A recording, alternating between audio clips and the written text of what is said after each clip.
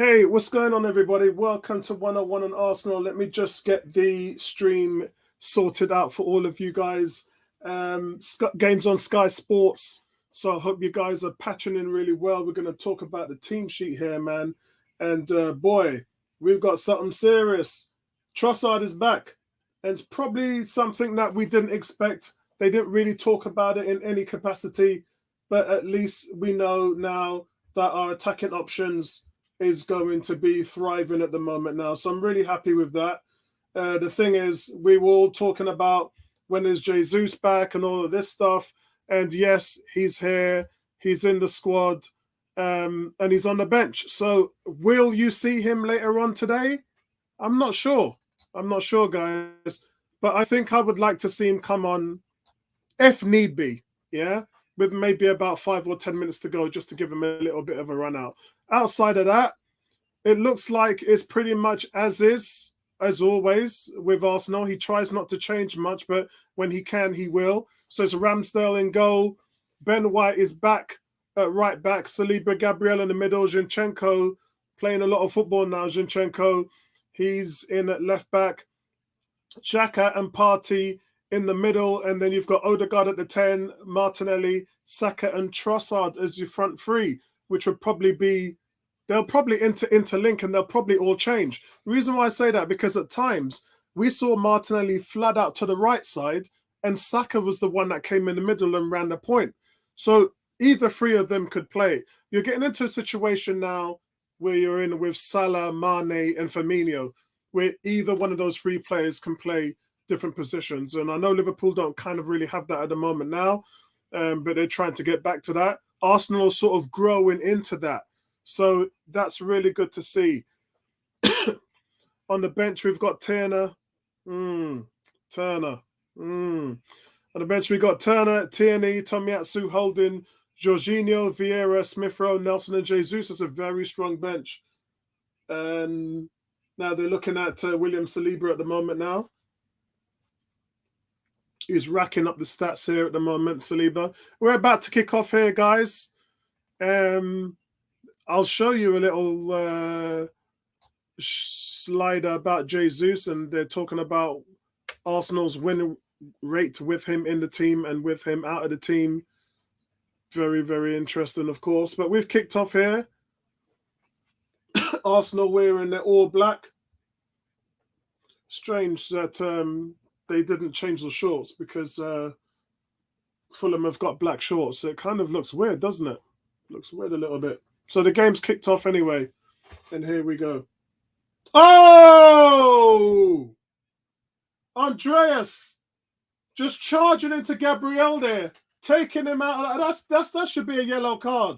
Because it's the first tackle in the game, I bet you the referee doesn't do anything with that. That's an awful challenge. What on earth is he doing?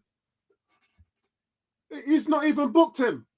It's so late, guys. Two of Gabriel's legs go flying up in the air, and he's not even booked him. That is absolutely shocking. This is what happens when you're an Arsenal fan. Terrible. He's just absolutely come storming in and takes both of Gabriel's legs away. What on earth was he thinking? What on earth was that all about? My word. Arsenal now just playing the ball out of the back.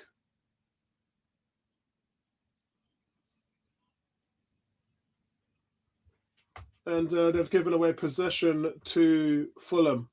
So it's a Fulham throw. Oh, man, I can't tell you that. What on earth was that all about? What on earth? Yeah, 18. Shout out to you, bro. Shockingly bad tackle. Yeah, it was. It was an awful tackle, mate. Absolutely awful tackle. Fulham now just picking up the ball in the midfield. Yeah, again, Arteta's going to have a few words with the referee about that. Arsenal now, heavy press from Arsenal, and the ball goes back to Bernd Leno in the Fulham goal.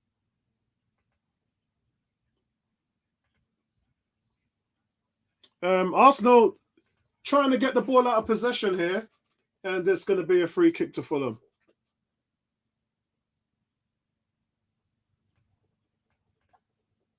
Yeah. Not good, man. Yeah, it's not good, not good. Not liking that at all. That tackle was awful. Shout out to GG saying we're in Nketiah away from full strength. Say, obviously, there's El Nene that is still out. But yeah, pretty much El Nene is not one you considered that was going to steal any minutes of anybody. Whereas, Eddie's going to be one of the ones that comes in. If he doesn't start, then he'll be coming in at the 70th, 80th minute and adding that much needed energy and press. They're just showing up. Arsenal's Mikel Arteta's got the we're talking about 167 games, 99 wins, and 1 trophy, and his best ever Premier League finish is 5th. Imagine that.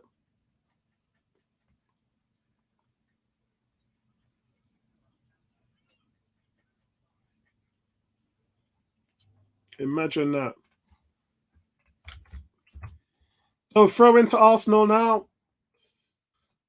G saying sad for Reiss to miss out, but Martinelli's sub is a nice spot for him at the moment. Good to see Jesus back on the bench. He's been sorely missed. Glad to have Trossard back as well. I've been impressed with him. Yeah, when has Trossard ever really had a bad game for Arsenal? That's what I keep saying to everybody. I've not seen the guy have a bad game.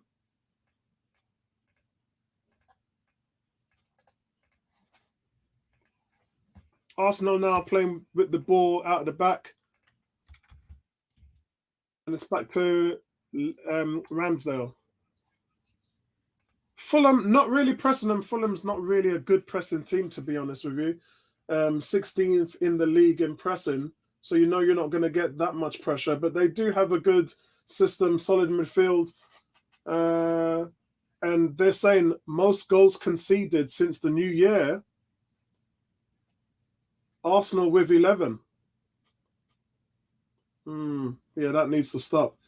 As you can see, Odegaard pressing, Saka's pressing, and Odegaard wins the ball back. That's a nice press there between Saka and Odegaard. It comes into Trossard in a central position. He maintains the ball. He doesn't lose it. He's done well there. Odegaard back to Partey. Partey on the right to Saka. And Saka brings it back to his safety net, Ben White. Now Fulham are starting to charge us a little bit. Cam saying should be a good game for Martinelli in particular to have someone to support him as well as Jesus on the way back. Agreed. Tide Gunasurus, good to see you, bro. He's saying afternoon. I'm glad Trossard is back and Nelson on the bench. I mean, how strong is the squad, bro? That's what I'm saying. How strong is the squad? Says, do you think we'll see Jesus today? I think we will. I think he's been itching to come back for a couple of games now, and I think today is definitely a game where you can at least give him 10 minutes, at least 10. And that's being fair on him, just to make sure that everything is working, the contact is working, that he's making those runs. They were going to put him in a under-21s game for 45 minutes, but obviously they've decided not to do that. And I think for him, urgence is the on the menu, man. He wants to come back in a big way. Arsenal bringing up the attack again now.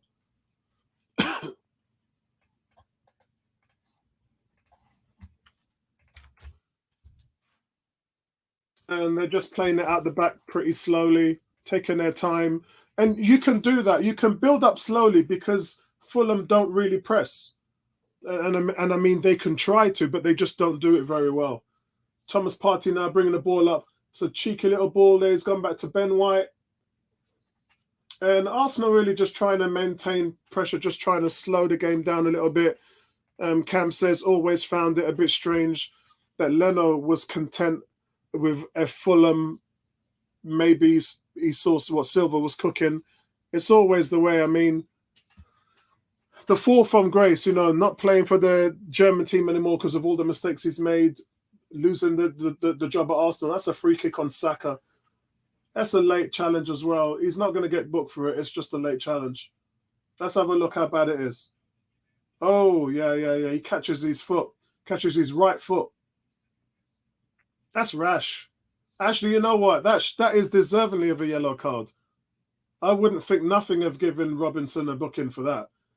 But we've had 2 instances now, guys, within 7 minutes where Fulham players have just flown in and taken Arsenal's players' legs away and no cards. We're used to it. It's pathetic. It's pathetic, really. We've got Odegaard here now taking a free kick. It's a short one. He goes to Zinchenko. Zinchenko goes to Martinelli. Martinelli crosses it in, but... Okay, so why would you let your best 2 creative players in Zinchenko and Odegaard take 2 touches and a free kick? Then you give it to Martinelli, who's the one forward player with no end product in terms of creativity, and then he just blasts it out for nowhere. I don't know who he was aiming for. Anyway, it's a goal kick. Leno's playing the ball out of the back, which is actually hilarious, and Arsenal come with the heavy press.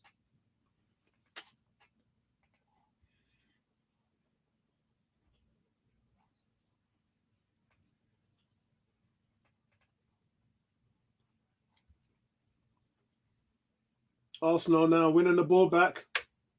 And just that combination of Partey and Odegaard in the midfield is so good. It's just so good.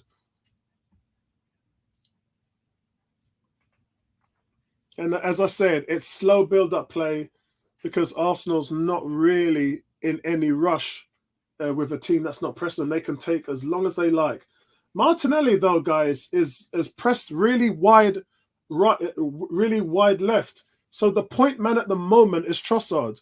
Trossard is playing as the main striker. And as I said, Saka can do it, Martinelli can do it. They'll interlink as much as they need to. Ramsdale has the ball now. Fulham kind of showing press, but they're not. Long ball from Gabriel down the line to Martinelli. Go on, win it. And it's close. It's close. Arsenal maintain possession with Zinchenko. It's nice to have a 2-footed player. When you're in trouble, you don't have to get on that main foot. You don't have to get on the main leg right there. I tell you, if that's Fulham's pressing, man, you've got Fulham players are trotting over to Arsenal players trying to play the ball out. Arsenal now, Trossard playing a 1-2, but Martinelli puts the ball 20 yards backwards.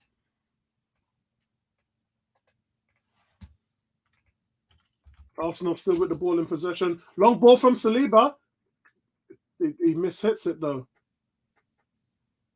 And it goes back to, come on, guys. We missed picking up that loose one. And it comes out for Arsenal throw-in. Fulham are tight, but not looking that structured. Cam says, Saka already getting fouled every time. Nothing new. Every week, bro. Every week, bro. Comes out to Odegaard. It comes out on the right-hand side to Saka. Saka's 1-on-1, which means when he goes past his guy easily. Odegaard picks the ball up. Go on. It comes to Trossard. It's to Martinelli. It's a through ball. Cross it. Goalkeeper makes a save. That's Xhaka there with the crossing. He struggles to get there. But it does come in, but Bert Leno gets the ball out here. Yeah, Trossard playing in the main role there. Trossard was in for the tap-in if Bert Leno didn't get a foot on that. Sorry, G says, it looks like Pereira is staying very close to Zinchenko when we get the ball. Swear we never sang we got our Arsenal back since the Emery nightmare. Well, I haven't actually heard anybody singing that this year. People don't want to put any OB on this game, you know. They don't want to put any OB on the game. Let me put a banner about the game in here.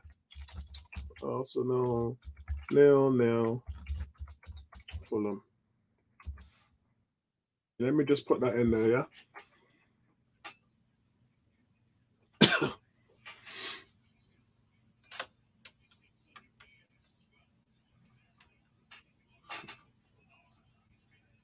Referees let that go. Zinchenko goes out in the midfield to Odegaard. Odegaard looking for that one strike pass. but there's nothing there, so the ball goes backwards.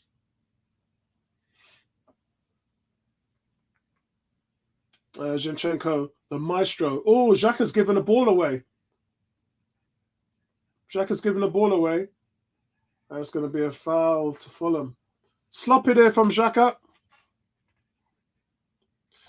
Bertram, what's going on, Bertram? It says Martinelli's passing leaves a lot to be desired. I know. Did you see that free kick? It goes to Odegaard. Odegaard brings it to Zinchenko. Then Zinchenko passes it to Martinelli, the last person you would think to put the ball in the middle. It doesn't make it. I'm just like, yeah, they didn't work on that in training. You know that they didn't work on that in training. Tired Gonasaro says, why is Martinelli so poor in the first half if he's because he can't pass. He doesn't look up to see what's going on. His head is always pointing down on the ground, so he doesn't see the field. So that's the reason why his passing is very erratic. I think we'll say erratic. I think that's probably the best way. Fulham ball come in, and it's cleared by Zinchenko. Fulham here on attack, but that's a nice header out clearance from Odegaard. Oh, look at that. They've snuffed Martinelli on the left-hand side. So Fulham's got a decent midfield, man. Ball gets crossed in again. It's a deep one. Saliba should be able to deal with that. Yeah, it's a foul.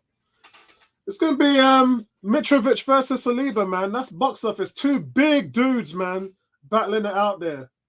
Two big dudes. That's handball for Mitrovic. But on the attack before, guys, decent move from Arsenal as they work the ball in well in that tight space at the edge of the penalty area. But as I said, Trossard played the ball into Martinelli and the ball was sort of overrun. And Xhaka, if there was a little less weight on it, Xhaka wouldn't have had to slide in to make that desperate cross. Look how deep Mitrovic is dropping just to help the midfield.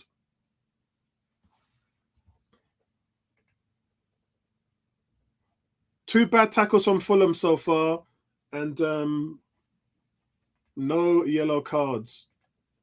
Martinelli won the ball back there, but is he going to put that out for a corner? That's a goal kick. Yeah, what's going on, Victor? Shout out to you, man. Shout out to you, bro. It's 15 minutes gone so far, guys, and it's 0-0. But Arsenal are coming on the attack. Here we are. Here comes the Gunners. Come on.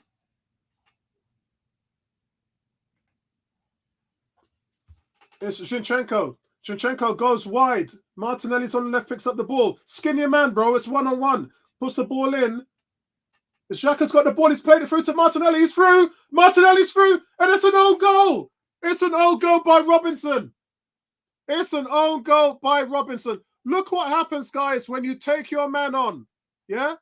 When you take your man on, stop passy foolishness. Stop that. Stop the passy foolishness. As soon as Martinelli, which he hasn't been doing for weeks, he runs. Look, he's one-on-one here. Plays the 1-2 pass. That's a good ball there. Oh, is he offside? It looks like he's slightly off. Oh, I'm not sure. He looks offside.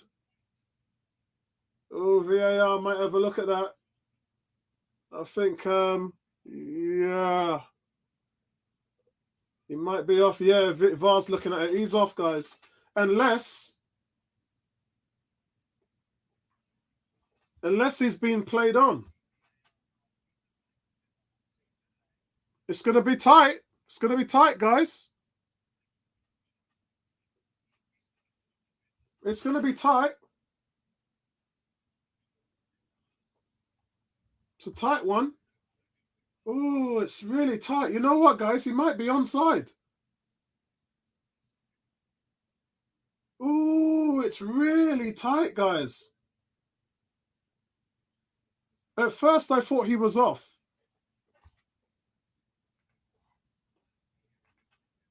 Shout out to Sporty Jordan. What's going on, bro? Victor says you're behind. Don't my one's normally behind here as well, so don't worry about that. It looks like he's slightly off to me. It looks like he's slightly off to me. Yeah, he's offside. It's disallowed. Yeah. I think he's off.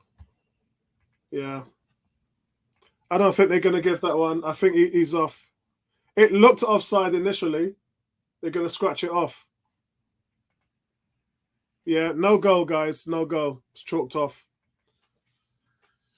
Oh.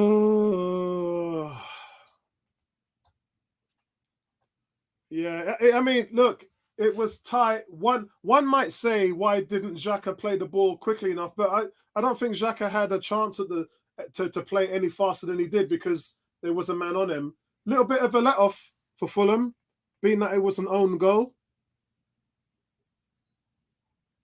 And then obviously Martinelli as a striker, you've got to watch that run, haven't you?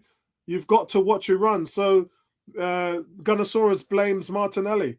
Yeah, because you've got to time your run. Here on the other way, Ramsdale makes a clearance. That's a tight one, man. That's a tight one. I mean, that would have really opened up the game, right? If that had gone in, that would have seriously opened up the game. It's a tight one, guys. You can hear the cheers around the ground. Victor saying,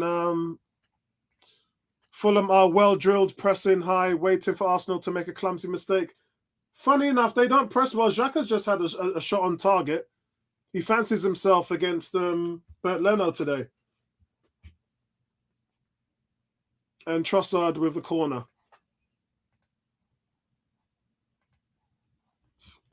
Really need a good display out of Xhaka. It's getting to the point now, when you look at the bench, guys, you've got so many attacking options. So many. Vieira, Smith Rowe, Reiss Nelson. So many. And now Jesus. So many options. It's a poor corner from Trossard. I bet it's another one. It's going to have to take it again. Yeah. That's a shame that that offside. Tired Gunnosaurus says it was a 1-2 pass started by Martinelli. He should have known better. Yeah. It's too fast for his own good. Corner comes in. It's cleared by Robinson. Saka picks up the ball on the right. Just pam it back, bro. That's a wild cross in there. And it's out for another corner.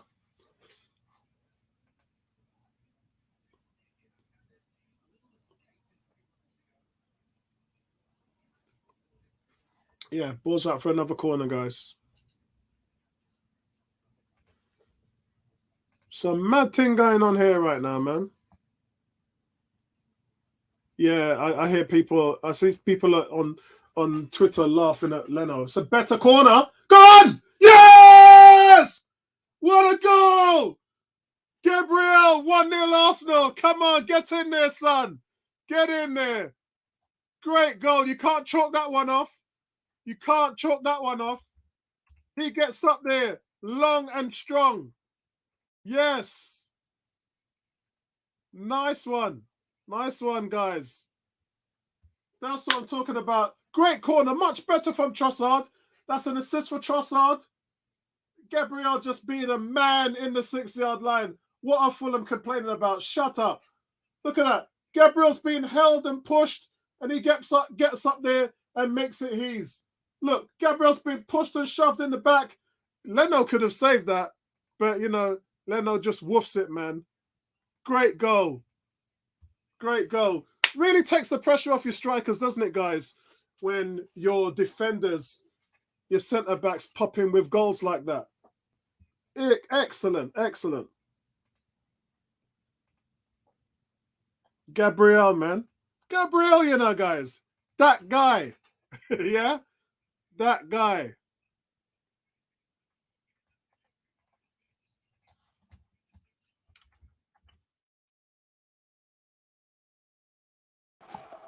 That guy. Well, that's it. That's the goal we need, guys. There was a stat out there that said Arsenal have kept clean sheets away from home in every London derby. Isn't that mad? That's insane. Do you guys know how insane that is? That's mad. Oh, Tony's just. How you doing, bro? Hey, how you doing?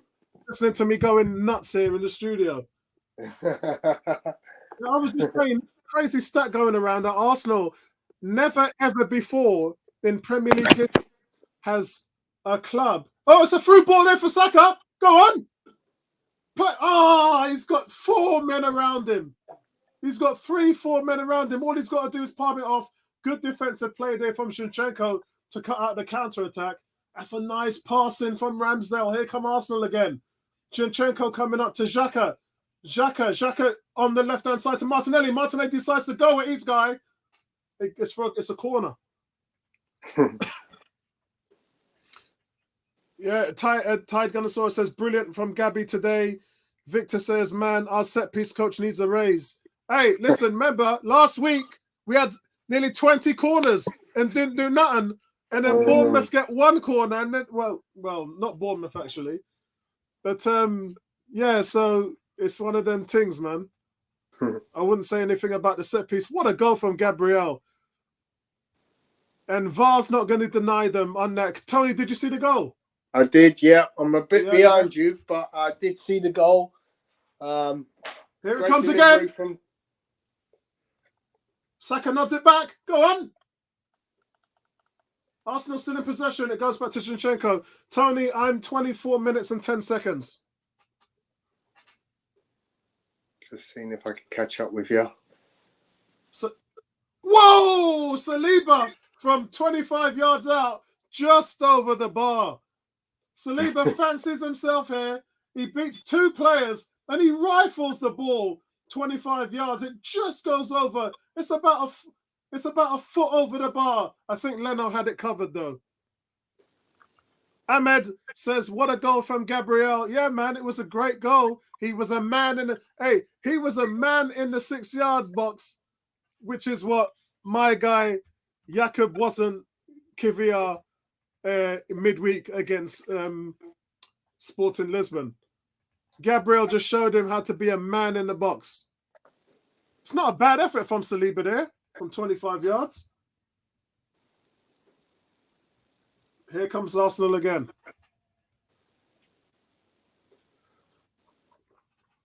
I do have to say, guys, I hate these games, these late weekend games. I prefer being the early one on Saturday and putting the pressure on Man City. When you think about it, if we play and we win, it's an 8-point gap and puts the pressure on Man City. But if Man City play and they win, it's a 2-point gap and that puts the pressure on Arsenal. And I really don't like that because, you know, too much gremlins in the house, man. I like it more relaxed when we're the one that's delivering the pressure. Here comes Xhaka again. Xhaka's got options. He goes to Trossard on the left. It's a clumsy little pass, but it gets there. Trossard chips it in. Oh, it's another goal. It's Martinelli. It's 2-0 Arsenal. Get in there. Nice little cheeky chip from Trossard. He's got all the time in the world to chip the ball in. And I tell you, Martinelli doing what a striker does. He gets on the end of it. He's not even challenged. So 12 goals now. 12 I hope goals. he's on side here when the ball's played. Get on side. Stay on side. Yes, you can see, unlike Martinelli last time, he slows the run down, and then he dummies it. He lobs it, a cheeky little chip of Leno. I tell you what, the defender marking Martinelli, he does a Nketiah and he ducks. Look at that. Oh, he ducks down and lets Martinelli get in on that. It's a free header. Wow. Big shout out to you, Gary. Gary, all good here in the studio. Arsenal 2-0 up after 26 minutes. Martinelli can't believe his luck. It was, Victor. It was so easy. Tony. I haven't got to the goal yet, but I'm celebrating. It was so easy. It was so effortless. You're not going to get an easy shot at goal. Then you got to put it down to Trossard. Trossard's devastating. He dummies the defender. He sees that Leno is near post, so he lobs it. He chips the ball over Leno, and Martinelli is faced with Robinson, who does a duck and dive. He does a Kivior, and then he's almost a free header. You're not going to see any easier goals than that. Wow. Tiger says, Mudryk who? Well cross. Yeah, listen, Mudryk and Trossard, it's not close, is it, guys? It's not close. And Mudryk one day may turn into that guy, but right now, we need him right now. So wow. All I can say is that was a lot of passing. That was a lot of passing. I mean, what we're talking about? We're talking about 20 plus passes in that goal. Yeah. Guys, let's not forget, guys, this is an away game. You know what happened with Man City yesterday? Away game, and they got a silly decision for a penalty to take them over the line. It's a quick one. Xhaka's tried to play a quick one to Saka. Odegaard gets in the way. It comes back to the ball out from defence from Saliba to Xhaka was a beaut. Yeah. It's a beaut. It's a beaut. I mean, right, Arsenal right now are just in third gear, guys. I mean, I got to be honest. They're not even trying. They're not even trying. This is also with a disallowed goal, which was an own goal, which was slightly offside. If Martinelli was onside, it would be 3-0 within 28 minutes. It really is one of them games. It's so easy for us. Saka now on the right.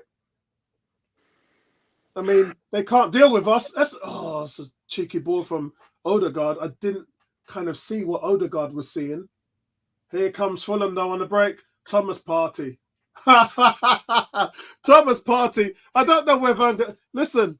I call him. I don't know. I don't even have a nickname for him. I used to call Alex Song the caretaker. He just turned out of a position just now. I mean, I'm a bit behind you, but Thomas Partey just turned out of a position with a little.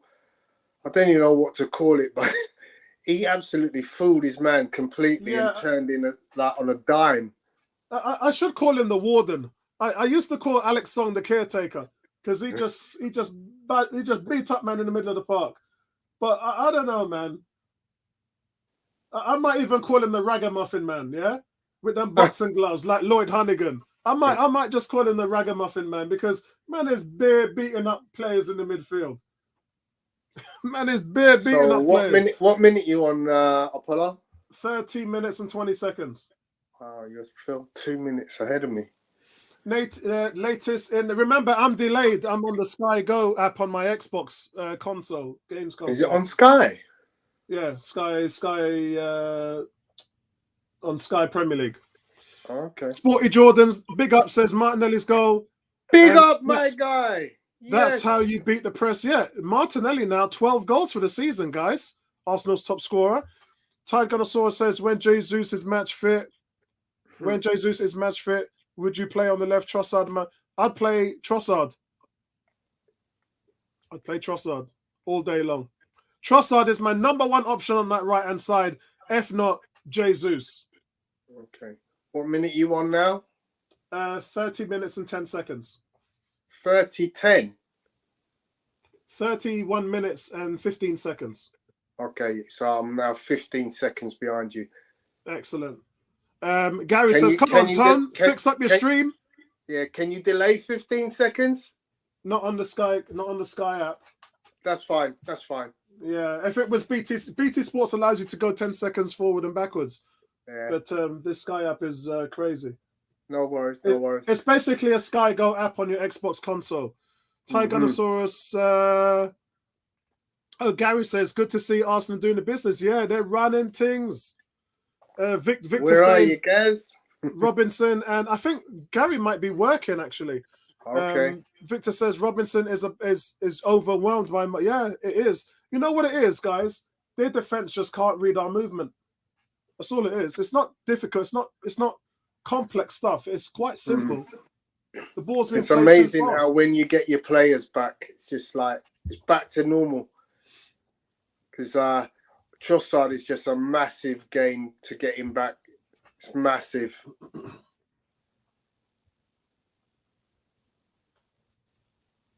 Any news on Eddie? Yeah, the ankle injury they're saying is going to keep him out for another 2 weeks. What they're saying is it's more. He's been playing on it for a while, and they're saying he's not resting it. This goes to your frustration when you said if Eddie gets injured, what we're going to do. Yeah, they basically, in short, Tony, they basically overplayed him. Yeah, poor kid. They basically overplayed him because initially, if he was carrying a knot, it would have been nice to just say, "Look, have a little rest." Yeah, and they didn't. They just carried on 90 minutes, 90 minutes, 90 minutes, 90 minutes every single game. 18 saying Man City fans have stopped watching. Hey, listen, I'm guilty of that. As soon as Haaland scored that penalty yesterday, I switched off. I'm like that as well, bro. So I want Man City to lose to the point where as soon as I see them play, man, I'm done. Gary said, just on my way home from football, I'll be back in 1 minute. Victor says, I have a delayed 101 YouTube by 21 seconds. Yeah. I am about 20 seconds behind the mainstream because in my house I can actually hear it's slightly advanced. Bert Leno, who cannot play the ball out the back for love or money, goes long. And it's one Fulham throw-in.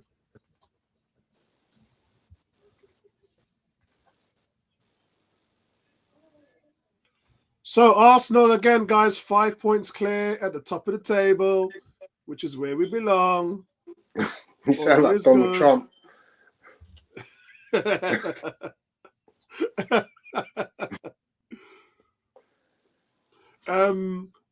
I see your boy at the Commanders is getting a lot of press recently. The British Nigerian kid. Oh, yeah. I've got high hopes for him, man. Really high hopes for him. Another break. Zinchenko. Yeah, it's easy. It's into Martinelli. Yeah, it's nice that you see Martinelli and Trossard can swap so easily. Yeah. Well, the game started with Martinelli. Actually, Martinelli has been on the left for the whole game, and Trossard's been playing through the middle. So when they scored, they switched, obviously, because it was Trossard who broke. Here comes Partey again to Odegaard. It's just too easy for Arsenal. Look at that! Quality! What was that, offside? No, that was just Xhaka messing it up. Was that just Xhaka messed it up, or was it offside? We just carved them to pieces there. Partey to Odegaard into Xhaka. He messed up the shot at the end. Should have finished that, shouldn't he? Well, Xhaka doesn't have that in his catalogue. Look, he just gets he's clumsy. Clumsy feet, man. Too clumsy for that, them. And and that's what happens when a number 6 tries to play as a number 8. He tried to control it, and he just needed to just shoot straight off. There was no need for a touch. Tone, that's what happens when a number 6 tries to play as number 8. Victor says, but you know what? You say that, right? I gotta say, the William Saliba shot from 25 yards. Wow, how about that? I mean, he twisted up his man in the middle of the park, took it on one step, and then just launched what looked like an absolute pile driver. And you got to say, look, this is unbelievable that this kid is playing this way. Brilliant, guys. I've got 4 likes at the moment, guys. A ton of you watching. Hit that like button, everybody, please. Please, I beg you do. Here comes Fulham again. The ball comes out. It's with Mitrovic, but he runs into Xhaka. So, Xhaka, you just made up for that awful mistake you made in the final third there by taking the ball off Mitrovic. And honestly, I have said this before. Fulham don't press very well. They have Mitrovic up there who plays as a lone striker, and the midfield don't support him well. He doesn't press well. If you consider Olivier Giroud, he had everything in his game except for the press. And you kind of look at Mitrovic in that way. You're not looking for that guy to lead the line as far as pressing goes. Fulham, of course, one of the teams that was in for Nketiah in last summer. That's a lick of cheeky ball into Saka. Square it. Go on, Trossard. Oh, he misses. How do you miss from there? You're 8 yards out, bro. Bro, you're 8 yards out. How do you miss from there? It's a nice little ball from Saka. It's a give and go.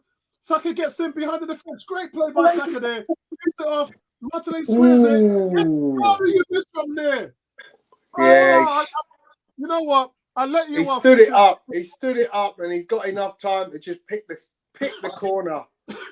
Just pick the corner. You know what? I let you off because you provided an amazing assist for the second goal. But what on earth is he thinking there, bro? Afternoon, guys. Hey, guys. Casemiro just got sent off for United. Hey. Again? What is that, straight red? Straight red, yeah. Straight red. Yassim, shout out to you. Yassim, shout out to you, brother. I can't read Arabic, so yeah, but shout out to you, brother.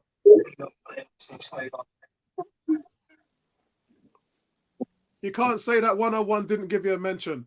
Gary, I don't know how. Have you missed most of it, Gary? I've missed all of it, yeah. I've literally just come back from football. Well, I tell you what, I mean, they can't deal with the ball movement. I mean, Arsenal just carving them to pieces. Odegaard, we had a goal disallowed as well, didn't we? Yeah, because Martinelli was offside. He went too fast, and he was offside. But our movement, was Martinelli looking at his boots? No, he just went. It was a 1-2 with Xhaka. Ooh, look at Gabriel in there. Gabriel is a man among boys. Great tackle. 39 minutes and 10 seconds, guys.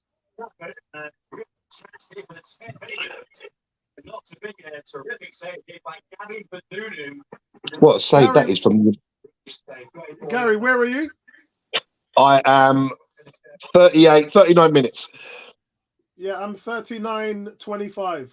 39-12. I've just seen the Gabriel tackle. Yeah, I told you he's a man among boys, man. Gabriel is like LeBron James. He's a man-child. People forget when we bought him from France, he led that French league in duels. Yeah, 50-50 duels. Thank you, Nicolas Pepe. Yeah, I was just going to say that. Right, he come because of Pepe, didn't he? Pepe convinced him. I'm running out of drink at the moment, so I'll be back in a second, guys. No worries. So at the moment, Fulham are just getting a bit of passing going on in the Arsenal half. It's going around the back, going around the middle. Shape looks good, though, doesn't it? The shape looks excellent. Yeah. Good foot in there from Saliba. Fulham keep retention of the ball, passing it around, trying to find an option. But yeah, the shape of Arsenal looks pretty much bang on. There's nothing being shown for them to find an open man. They have got numbers up, Fulham. Obviously, the danger man is Mitrovic, currently standing on an offside position on the behind Saliba. The press starts coming. The Fulham are now back in their own half. Looks like they're going to have to go back home. And then they lose it. Yeah, the press just got better and better, and eventually they lost the ball. Oh, Ramsdale's made a mistake. He's given the ball straight away. Oh, big mistake from Ramsdale. Big mistake. Tried to play a little round the corner ball to Gabriel, and it went straight to the player. That's terrible. He just got to play that. He just got to play that with his left foot. Yeah, he just got to play that with his left foot. Yeah, got that all wrong. Bertrand would be absolutely squirming in his bed right now. So we got away with one there. Goal kicks just been taken by Ramsdale, was headed on by Martinelli. It's a throw-in now to Fulham in their half, down their right-hand side. Header to Trossard. Thomas Partey on the ball in the middle of the park.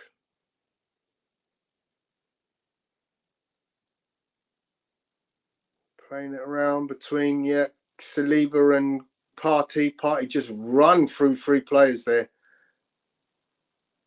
Saka lost possession. Arsenal pressing again. Bernd Leno under pressure, kicks it long. Header from Gabriel into the path of Granit Xhaka.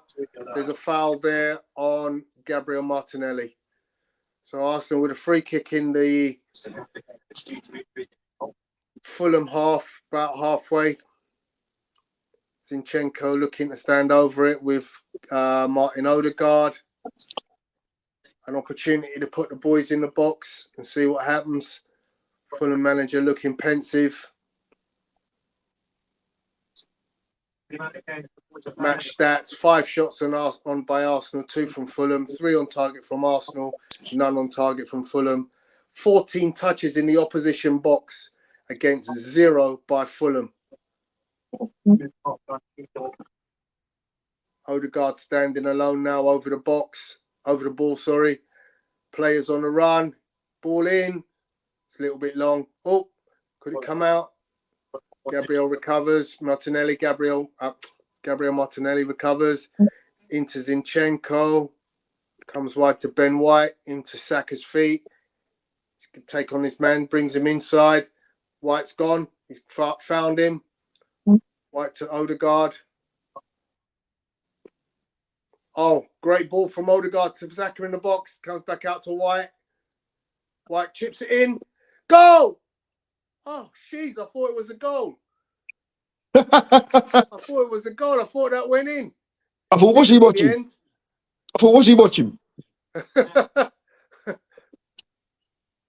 Great tackle there from Martin Odegaard. Should have been a goal. Looked like a goal. I thought the ball had gone in the net. What are you doing? Oh, my God. Having done one error, Aaron Ramsdale just nearly let in an easy goal. Yeah, so thank God I wasn't around to see it. He was dawdling on the ball and the player nearly intercepted for an easy tap-in. That's twice now from Ramsdale. Twice. He's caught a trade in the Matt Turners, isn't he? Yeah, that's all right. But you guys are like Bertram. Bertram says he makes mistakes, but none of them has so far cost us. No, but you can't be making those mistakes. Well, at least it didn't cost us. No. You can't keep saying that. Those mistakes. Yeah, well, I can't keep saying that because he's not cost us yet, Tony. He will do. That's a great save there from Bernd Leno. Yeah. I thought it was a goal. I shouted goal when I saw us hit it. I thought it went in. I thought it'd gone in. Sorry, guys, I had to get another drink, and the wife put some hot cross buns up on there. There's my buns. Hey, Gary, how do you like my buns? Nice buns, man. Nice and brown. Okay, Fulham have got a free kick on the outside the area, about 30 yards out. Bertram says we need to put the game away. Yeah, Bertram, the thing is, Bertram, they normally play really good defense, but they don't score a lot of goals, Fulham. They don't score a lot of goals. And they certainly aren't fitted to come back from 2-0 down. It's free. And it's 3. It's another one going in. Another assist for Trossard. There we go. Yep, Odegaard. What a goal from Martin Odegaard. Get in there, lads. This is what I'm talking about. Bertram, you asked and they delivered. We need to put away the... Yo. It's a hot cross bun. Bertram said we need to put the game away. Me and Gary are on the buns at the moment. And it's a great crouch by Trossard. That's how you control a game. And Odegaard's poise in the final third. How's he done that? It's fantastic. He beats 2 players. Yes, Bertram. Yes. Yeah. I remember people telling me. Yeah, I remember people telling me who was your favorite player, Apollo, and my answer has always been Odegaard. Odegaard is my favorite player because this guy, Arsenal captain, lead by example, most creative player in the Premier League, scores goals, gets assists. Last year, the amount of chances I saw Lacazette miss, this guy would have had 10 assists if it weren't for the amount of chance. Look at him. Look at the poise. That's almost Ozil-like. Look at this. The ball comes brilliant. Trossard, second assist for Trossard, by the way. Quality touch. Sees 2 defenders, goes by them, puts it in the corner. Mesut Ozil. Bow down, Mesut Ozil. Yeah. Trossard got 3 assists. Let me check. It's a good shout, actually. Is it 3 I'm assists? sure he has. Yeah, No, it's 3 not assists. 3. He took the corner, didn't he? He Yeah, did he take took the the corner. yeah, it's 3 assists. Yeah, 3 assists. Yeah, that's right. Yeah, you're right. Yeah, it is. And you know what? I was about to give you a crappy little stat. I can't give it to you anymore. Thank you very much for that, Gary. That's right, mate. I'm here to help. Us bum brothers got to stick together. Yeah, I was about to actually. Let me Bun still give you brothers. Hey, I can still give you the crappy little stat. And that's half time. Yeah. I'll just change it now. So, What? guys, let me get the banner down because I've got to change that. So, only 4 players have more goal assists than Leandro Trossard in the Premier League, and that's De Bruyne, Saka, Salah, and Eriksen. Trossard was at 6. He's now at 7.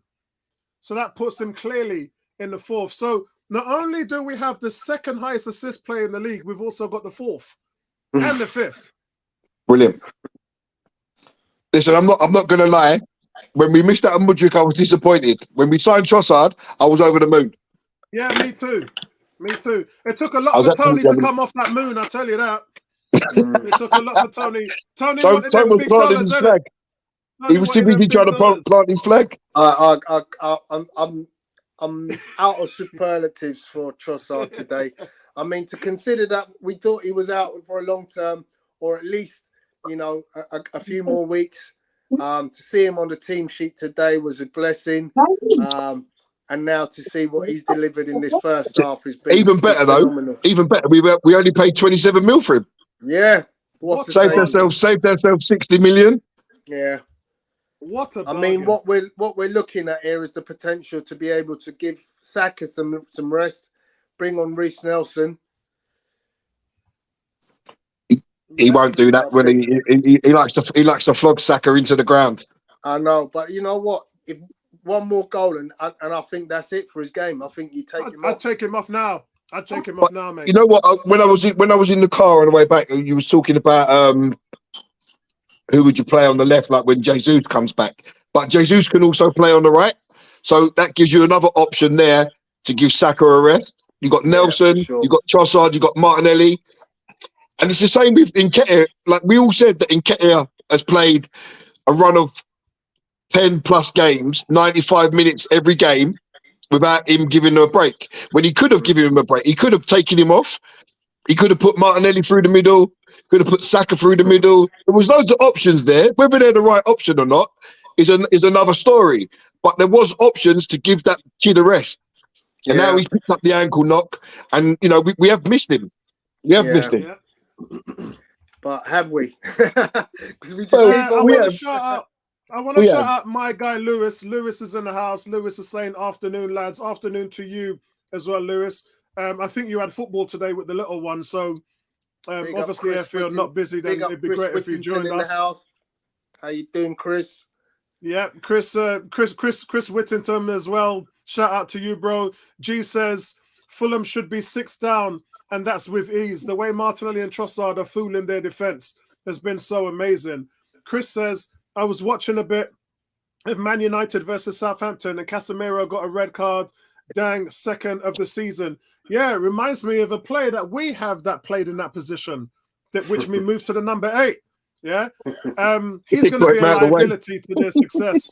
So Victor says, yeah, take him off and put on Reiss. This is exactly what I would do. That's called good management. If I was Arteta, I would not put Saka out in the second half, considering you played him 90 minutes on Thursday and there was no need to. And Reiss is good for 45. You've got to give him a chance. So, guys, it's 3-0 Arsenal. They are absolutely going ape crap at the moment. They look like champions. They're playing like champions. Trossard has missed a couple of weeks. He's back with a hat-trick of assists. And even Jesus might be wondering, how on earth is he going to get back into this side?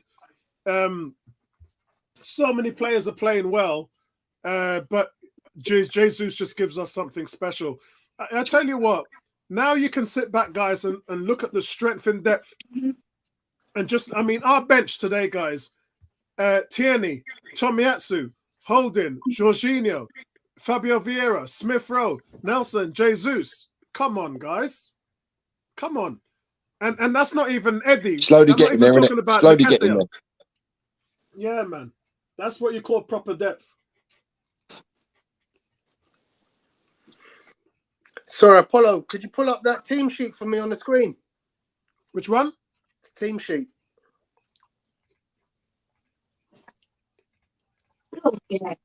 Hold on. Okay, there you go. What's it? Alan Shearer saying? Alan Shearer saying the first goal shouldn't have stood.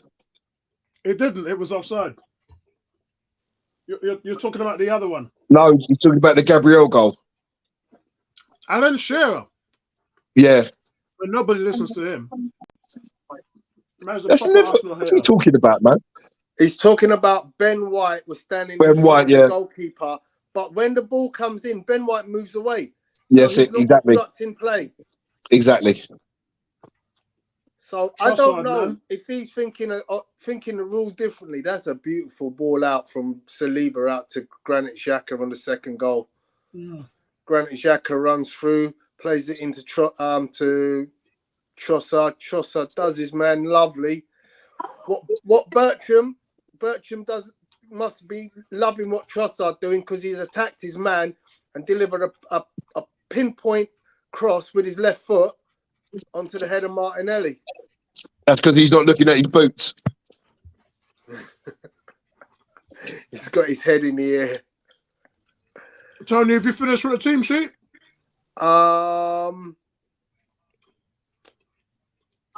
Shout out to Lewis. What's going on, Lewis? Not much, man. I mean, it's been a while since I've been on the show. Bless up. How is Lewis. everybody? We're good, bro. All good. Good to hear. Good to hear. Not long got in for my son's semi-final first leg game. We drew 1-1. They went 1-0 down, which is good. But more importantly, how good have we been in this first half of football? Arsenal are absolutely flying. Playing like champions. Yeah, yes, we are, and scoring 2 headers. I've not. When was the last time we scored 2 headers in a game? Very rare. Yeah. Playing like champions. Shall I take that off now, Tony? Yeah, thank you, buddy. Interesting that Kivior has been relegated away from the squad.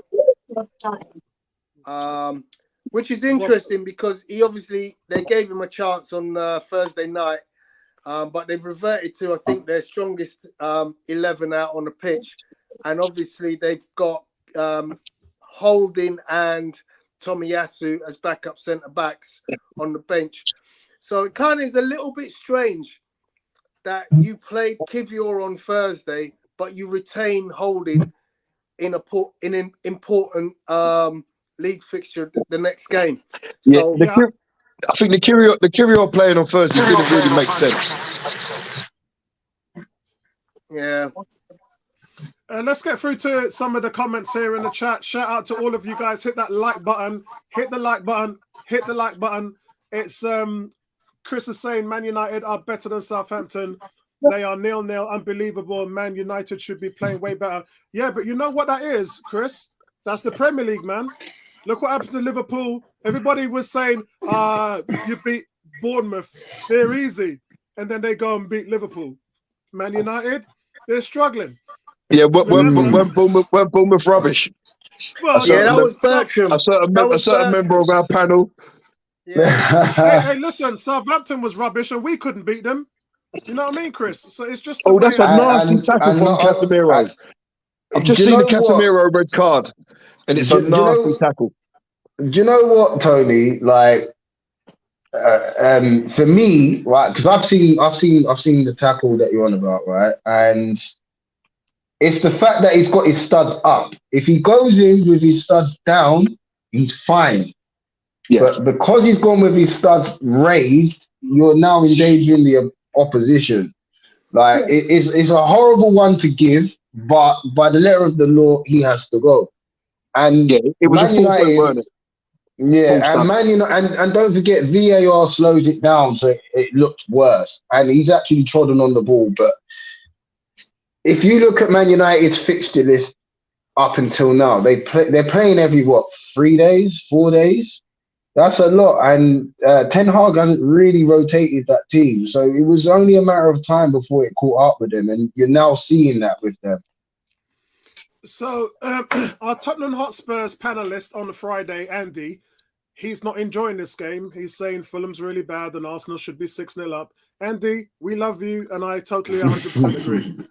Tony, what's your thoughts on the first half before the second half kicks on? Yeah, I mean, look, this is Mikel Arteta ball, playing superb. I just hope he's listened to us in relation to substitutions, makes them at the right time, gives players a rest where we can. Sorry. So, yeah, let's hope we can go and get another 3 in the second half. Gary, your thoughts? First half? Yeah, didn't obviously see the first half hour, but from what I was listening to, we sounded like we was on it. So I don't think Fulham are any idiots at home. They've done well. They're 7th or 8th in the league, aren't they? Something like that. Yeah. So they're not mugs. But we've just been too good. Lewis, what's your thoughts on the first half, mate? I mean, you don't go 3-0 up away at Fulham and make it look easy. Like, that is what Arsenal have done. And to think Fulham have had a 7-day break before this game, and we've had a game on Thursday, flown away, rested 6 players. To come in and to go 3-0 up at half time is now about game management. We don't let up off what we're doing, but we also got to manage the game and make sure we get that clean sheet, because you never know. God forbid we do catch, City for goals scored, and that it could prove vital when it comes to the goal difference. But don't change anything just yet. I think I would like to see us go and score 6 or 7. Mm-hmm. It's been a long time since we've done that. Go put them to the sword properly. Yeah, last time we scored 5 was against Nottingham Forest. I was there. That was a Reiss Nelson masterclass. G saying 3-0 at half time. Man, this is so boring. I need us to be a couple of goals down and to have the last minute comeback to get my fixture. You can keep the last minute comeback. We don't want it. These are jester of the stream. Chris saying, I can imagine that Southampton will beat Man United, but I don't know who the future is. I think they're out of the title race. I think it's too early to say anything. Anything can happen. But looking at Man, they just don't have the stones for it. Well, listen, even though you're saying that, even though United are down to 10 men, they've had the 2 best chances of the game. Gary, the Mamba mentality of a champion, Arsenal or Man City would never lose 7-0, regardless what state of mind that they are in.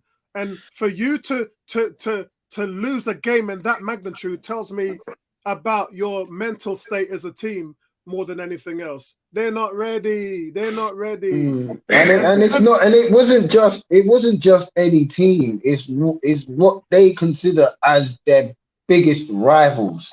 Get it. That will hurt. That will hurt deep down inside. Yes. And it will do. It can do one of 2 things. So I've been speaking a lot about this this week to a lot of the United fans, and I said to him, it will either show you how strong the character of the team is and the mentality, or there'll be so many players in that squad that will start moaning and carrying on and just let it manifest, and then you got 2 or 3 games on the bounce, 4 games on the bounce before a win. They beat Betis on Thursday, but I looked at the squad. He named an unchanged team. I didn't expect them to lose, but you're playing a Southampton team that you never know what you're going to get. Yeah, they're down at the bottom of the table, but it's not like the Spanish teams where they go 1-2 goals down and they just give up. Like the Premier League, everybody gives it until the last minute. And it's why one of the most watched. I spoke to my mate Paul, who's a Southampton fan, and he said the last 3 games, Maitland-Niles has been their best player. He just said to me, he's just been running the show. He said he never gets beat down his side. But look, I know how good a defender he is, but it's they're gonna need something special. Shout out to my cousin Michelle. who does a free good, free bad. It's free good right now. Michelle saying hello, checking in from the air. Trossard's first half by the numbers versus Fulham, 37 touches. This is before Tony's running and gone and look at the stats. 6 touches, 6 crosses, 6 times possession won, 4 chances created, 3 touches in the opposition box, 3 assists, 2 big chances created. Man, you know what? I'm going to put a poll on there to say Trossard or Mudryk. Who would you have preferred? Seriously, ain't nobody thinking about 80 million Mudryk. Bertram saying, score another goal and bring on the subs. Bro, when we were 2-0 up, you was asking for another goal. Now you get that. You want some more. Sunday. The hard man to please. Yeah, cook food, roast Sunday, man. Get that roast up there, Bertram. Chris saying 2 minutes from kickoff at Old Trafford. Excellent, bro. Excellent. Keep us posted. I think Tony might have the game on. Our game has continued, so we're back. Fulham. Whoa, there's a chance for Fulham. Oh, are they saying, is that handball? They're saying that's handball. No, it's not handball. Don't be silly. That's a terrible call. That was a quick little attack there from Fulham. See, this is what we've got to be careful of. Yeah, they got to come out and play now. They're 3 down, like at home. You know, they got to start pleasing the fans, and we don't want that home crowd to get involved. Okay, let me give Tony Cox some love. Let me see if I can find it first. Hey, Gary, I can't give any love unless you can find it first, man. Right, yeah. Right, let me see. That's never handball in a million years. Not even close. Okay, let's get rid of this. Good punch, Ramsdale. Oh. Let's get rid of some of this. 2 men down in the box to stop the break. Saliba got a bang. And Right, let me get that banner off for half time. Let's take it off.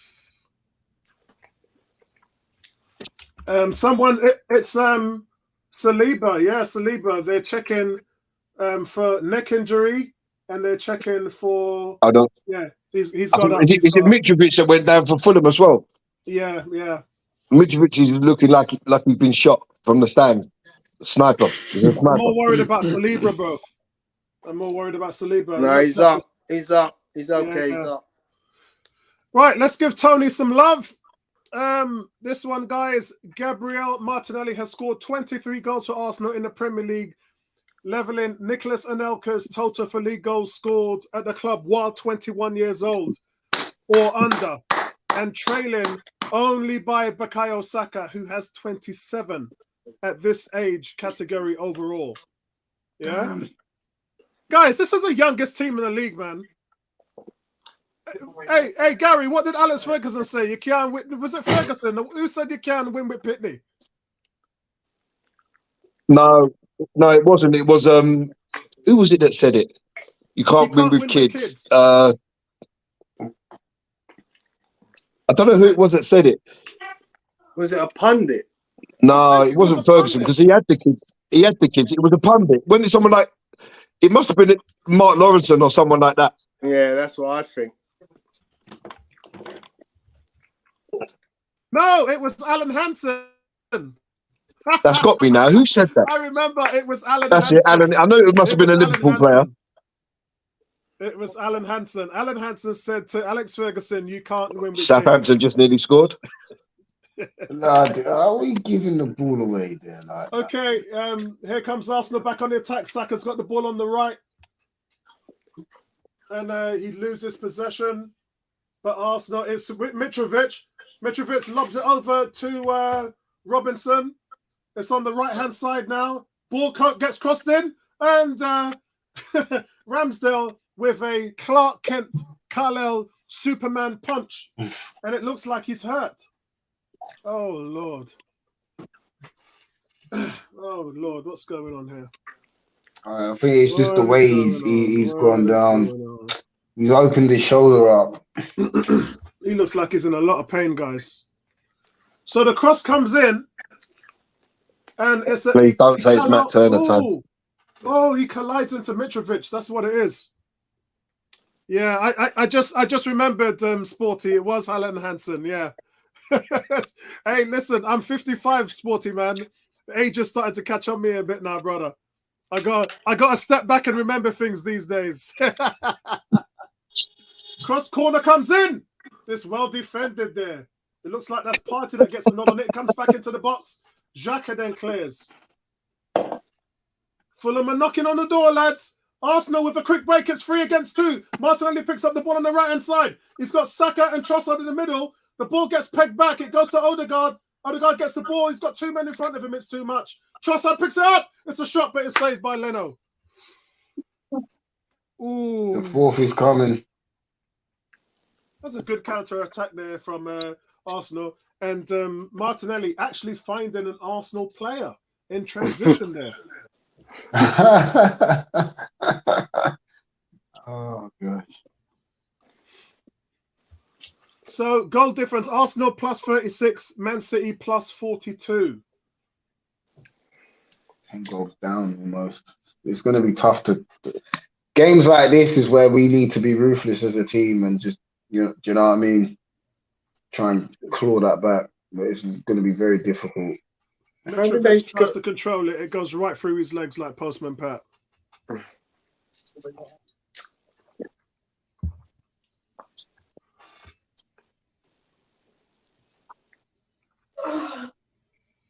Oh, No success since Trossard. What was that?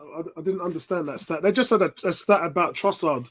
And I think I missed Trossard's first Premier League start for Arsenal, he's had the most in the league.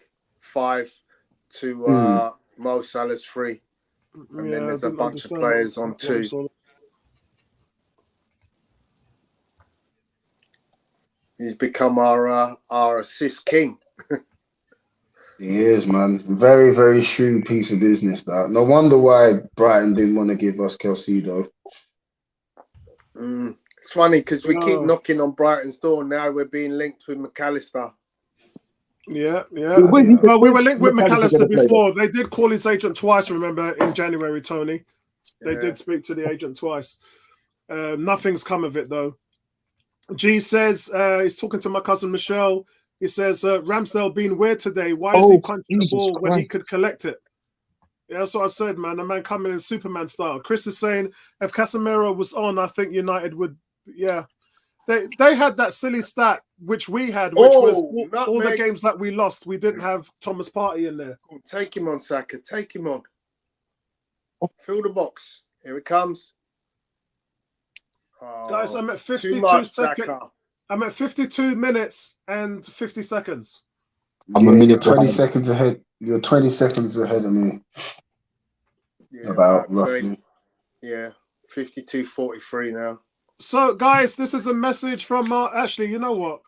Should I get this all out? Should I get this out? Oh, no, let me just read it out. It's easier. This is a message from our Tottenham Hotspur panelists on Friday night. Andy says, fair play to the Arsenal. The opposition is not their concern. They can only do their job, and they're doing it week after week. It's going to be an interesting run-in between them and City. I obviously hope City do it, but I'm getting that awful feeling that the rest of the league wants Arsenal and are rolling over them in the same way that they did for Leicester. In the season that they beat us. Come on, he wants someone to give him a little cuddle because Leicester beat Violin Spurs. time. What they actually don't tell you is that Spurs were never in contention to win that title with Leicester.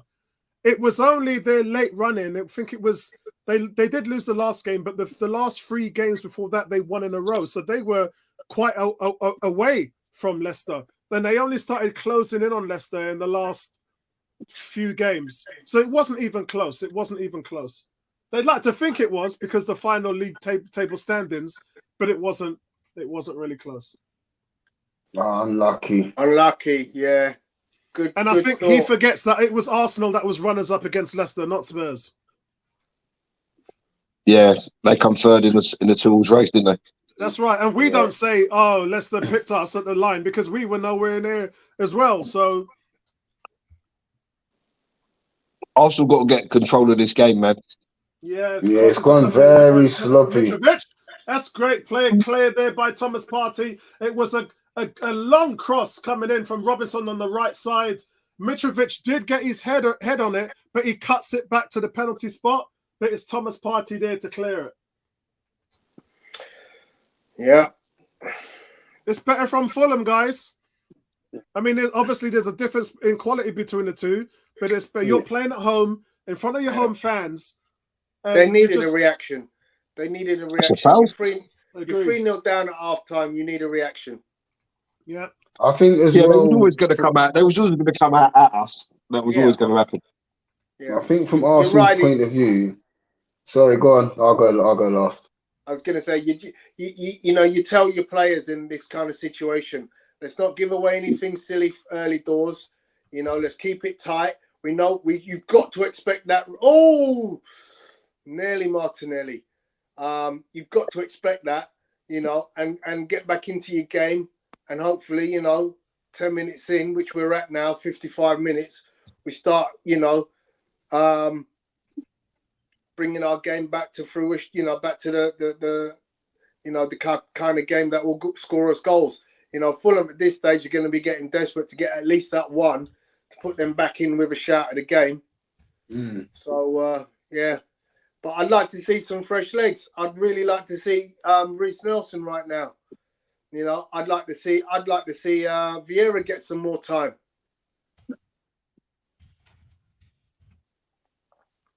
Is Vieira on the bench, Apollo? What's that? Is Vieira on the bench? Yes, he is. Yes. Yeah, I'd like to see him get some time now. No fouls. Neil, our Liverpool pundit and another schoolmate of me and Tony's, he says to Andy, no one is rolling over for the Gunners. Each team wants to finish as high as possible and away from the relegation positions. City have been poor this season compared to the last few seasons. It's in Arsenal's hands now. As long as they match City's results, it won't be easy for City to overcome them. So, and can I also say in that regard, yeah, we've had points deducted because of poor VAR decisions. Yeah. So I don't think. Look at that penalty. Look at that penalty that City got yesterday. That was the softest penalty I've ever seen in my life. It was. And look at some of the ones that we haven't been given. Exactly. There definitely is a clear agenda against us in the officiating, but at the minute they haven't. It hasn't affected us too much. Yes, the points gap could be better, but I prefer that we don't need to use that excuse. VAR this, VAR that. Let the football on the pitch do the talking. The points will come, and that's what's happening. But it's all very well saying that, and yeah, in an ideal world, we do want to just do the business. I mean, I remember. Don't forget, boys. Some of you are quite young, won't remember. Arsenal got deducted points in a season and won the league.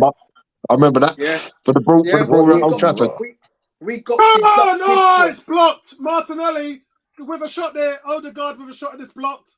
That's 2 blocked shots there. So Spurs fans telling us, no. He just takes out Saka like that. Nothing's being done about it. Don't retaliate, bro. Don't retaliate. Yeah, he just takes that as a cross coming in from Ben White. That's a bit naughty. That's naughty. He body checks Saka. You know what? People are looking to harm this boy, People are looking to put Saka in hospital. And the linesman and referee don't even say a thing. They don't even blink. It wasn't even like Saka's shoulder to shoulder. Again with a high kick. Saka's just been taken out again with a high tackle and it's just waved off. Yeah, it's why you've got to get him out of the firing line. Do you know what I mean? The officials need to do better in protecting the player on the pitch. It's blatant what's going on. Trossard, it's blocked. Lewis, Gary, Tony, am I seeing things? Is it just me? Or is Saka just getting plain beat up on the field? It's week in, week out, Apollo. It's week in, week out. It's not just a one-off. It's week in, week out. And fair play to the young man. He gets up, dusts himself down, and keeps going because he already knows that defender is already tired of running after him. This is last resort. They have to do it to slow him down. That's the only way you're going to get the ball from him. I tell you, Trossard's made some killer runs, isn't he? That's another killer diagonal run there. That's what we've been missing. That kind of run being made in behind. Intelligence, bro. You can't make that up, man. You can't teach that. You can teach technique, yeah, but when it comes to what's upstairs, that's a different thing altogether, man. Cam's saying that's why Apollo is on the fact that he's not returning fire. Yeah, and that's what I'm saying. He's not retaliating. And in that situation where the guy, he just shoulders him completely off the pitch. You know what? Yeah. I love Zinchenko as a player, but his defending is shocking. Because he's not a fullback. Another cross coming in. This time Ramsdale catches it instead of punches it. Yeah, 60 minutes gone, guys. I'm at 60 minutes, 45 seconds. 60 minutes, 25. And it's pretty routine here at the moment, guys. It's 3-0. It's away from home. Yet another clean sheet. Wow. The away clean sheets are ridiculous, aren't they? I've never seen anything like it, Tony. Tony, this would be our 9th. That's bonkers. I think it's 10th. Yeah, I think it's 10th. Yeah. It's mad. I'm going to try and get... Oh, what a ball. Arsenal have literally so much space in the park. Yeah, Fulham is scared. They don't want to break lines. They really don't want to come out. They're leaving way too much space for Arsenal to play around. That's not a penalty. Yeah, that's not a penalty. Saka just fell down. That's not a penalty. Let's have another look at that. Does he make contact? Oh, there's a bit of contact. Yeah, but it's Arsenal. They're not giving it. They're not going to give it. That's not a penalty. I don't think that's a penalty. You know what, guys? It's that's clumsy for me. You can't be coming in there like that. Thank you, Lewis. You can't. I don't. Yeah, he's coming on the wrong side, but I don't think there's enough contact there for it to be a penalty. Yeah, you know what it is, Lewis? You've heard me mention Robinson's name 3 times. He's escaped 2 yellow cards in this game. Mm-hmm. And he's just, the referee's basically saying to him, "You go on, mate, it's open season. You can go and do whatever you want." Because he's playing like that. He's playing without abandon. Another ball comes in from Fulham. It's cleared. Robinson he's been dirty this game. He should have been booked twice. That's well played there. He's got a free shot on target. He blows it over the line. Arsenal get away with that one. That's Andreas there. Andreas beats 2 Arsenal players on the left-hand side, cuts it in. He doesn't have an Arsenal player in front of him. It's a free shot, and he blasts it over the bar. Ben White doesn't cover himself in glory there, does he? No. He's got a little bit complacent there, hasn't he? You looks like took the words right out of my mouth. I was about to say complacency, and that's what's happening. You're 3-0 up, and it's like the game as a competitive spectacle is not there. But it's down to Arsenal to dominate the game to a point where Fulham are just like, do you know what? I can't be arsed now, and it's slowly getting to that point. But it comes down to the mentality, doesn't it? Yeah. I mean, I'd freshen it up right now if I was Arteta. You know, look, 3-0 up, 60 minutes gone. Let's give some of them boys some minutes. I think what he's doing here, Tony, is understanding that Fulham's making a push, and he doesn't want to rattle any feathers. So I get where he is, but I would expect in the next 5 minutes, coming up to 70 minutes, that he will make some changes. You have a game on Thursday at home in the Europa League, which you have to win. So you need to take some of your damn players off. Michelle saying, I don't like that. Oh, what is she saying I don't like that for? Oh, did I miss something? Yes, I did. G says, Ramsdale being weird today. Why is he punching the ball when he could easily catch it? Yeah, I think I read that one out. Yeah, I agree with G and Michelle. I agree. Completely agree with it. This time, Saka gets... There's been 4 tackles made on Saka today. 2 of them should have been yellow cards. They weren't even a foul given. And this time, the guy barely touches Saka. Saka goes down to the floor and he actually gets a foul. What's he doing? Oh, my God. So I just watched that Southampton game. The player's been played clean through, Southampton, clean through from his own half. Theo Walcott as well. From his own half, he was onside, clean through, and he just dawdled, got caught by the defender, and weakest shot I've ever seen. Still in a living as a footballer, Theo Walcott. Yeah, I mean, you know what the problem is when you have speed and average talent, and then you get older and your speed goes, you're just stuck with and I'm the biggest Walcott fan that there is. Gary, you'll not find a bigger Walcott fan than me. But when you get older and your speed goes and you're an average in terms of ball skills, that's a problem. I just think Walcott. Listen, I was a Walcott fan, but I just think he could have been so much better. No. Don't say that. Because we've had this argument before. No, yeah, because that doesn't make sense, Gary, because he's the 14th highest scorer in Arsenal history. He scored more goals than Perez, Lundberg, all them guys in his career. Only the likes of like Ryan Giggs and them guys have scored more than him. And when you look at the guys who scored 20 goals in a season, remember Walcott scored 21 in 2014. He scored 19 in his last Arsenal season. Whoa! Yeah, that was a good block goal. there. Nearly a goal. That was great football. Sorry, Apollo. That brilliant football. Yeah, brilliant. It was. It looked like it was going in. Martinelli's been sharp today, man. I think Martinelli should give that extra pass there. Yeah, because that's an easier goal, isn't it? Yeah, he doesn't have it in his locker. Do you remember the one he missed at Sporting Lisbon on Thursday? He's got Fabio Vieira square with nobody around him, and he fluffs his lines. It's just he doesn't have the vision. He doesn't. I don't play FIFA, but I'd like to see his vision on FIFA, man. Must be around 20. I'm being told it's 79. Well, that depends on if he gets like a Player of the Week card, and then you got all your different types of cards. So it all depends. Hey, Gary, FIFA stats go up and down every year, you know. So I don't know. I don't play it, man. My son just told me. Hey, he wait turned around see what that number is in the summer.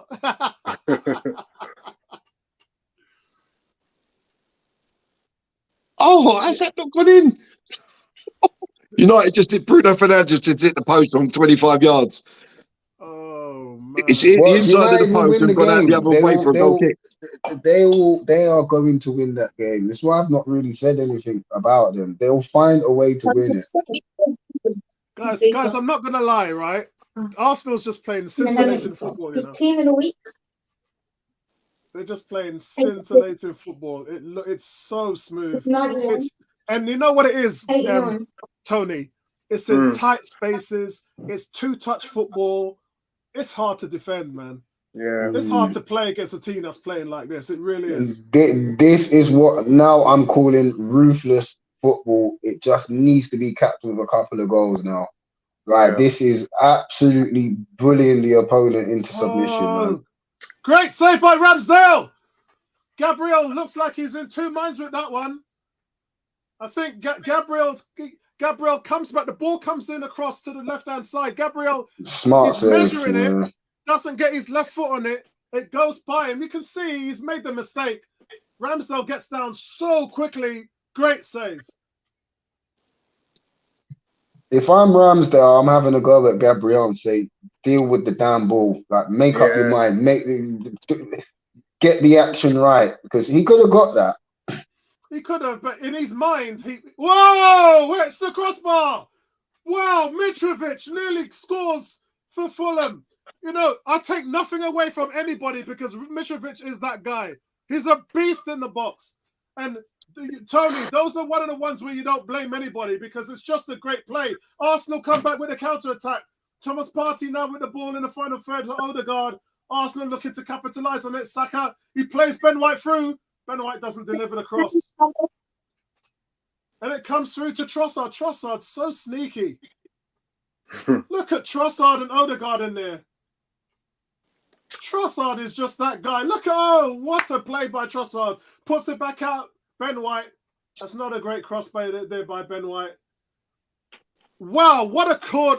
All three of you are silent. Oh, that nutmeg was disgusting. What a play by Mitrovic. It's an absolute... You know who... I don't know if any of you guys read Marvel Comics.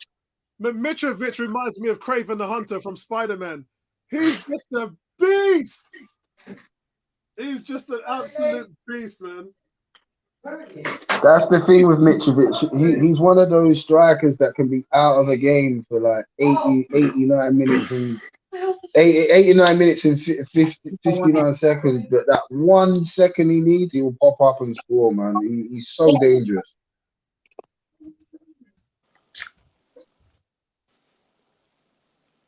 So we're at the 70th minute. Make some changes now, Arteta. This is the key time to do it. You know, bring Saka off, get Nelson on. It's definitely the time. I mean, if ESR's on the bench, give him more minutes. You know, if he's looking to play, Jesus is probably the best. Yeah, get Saka off, man. Wow. Get him off. Oh? And there's he's given the foul the other way. Wow. I'm pretty sure he's just given the foul to Fulham. That's a 50-50, easy. If there weren't a more clear 50-50 ball. Yeah, Saka's been subbed. Good. Protect him, So, man. guys, you know, Mitrovic is 6'3.5" and 14 stone. This guy's just no joke. My question is, why is Martinelli picking him up in the box? And why isn't, Gabriel marking him? Yeah, it's got to be. I know we're trying to play zonal, but when you've got a big, powerful striker like him, he has to be man to man at all times. Yeah. And then you can kind of go zonal after that. So, guys, it's Zinchenko and Saka off, and they're replaced by Kieran Tierney and Reiss Nelson. Tierney with something to prove. And he wasn't well. Him and Odegaard wasn't well. So Thursday. So he's got something to prove. And Nelson is just that guy. That's offside. Very frustrating for Fulham. I mean, seriously, you're 40 yards out. How is he in an offside position? Very frustrating. You can see Mitrovic and Andreas just absolutely creaming Robinson right now. Screaming at him. You have to say, good line from Arsenal, that. Yeah. It's a very high line as well. Very high. It's not like they got bags of pace, really, like to get in behind. Excuse me. So Reiss Nelson playing out on the wide right. Straight replacement for Saka. Interesting that last time he played wide left.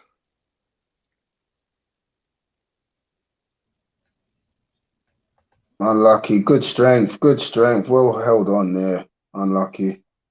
Do we get the free kick? Yes, we do. Well done. Good play. No rush now, lads. Just kill the clock if you need to. Tell me about it.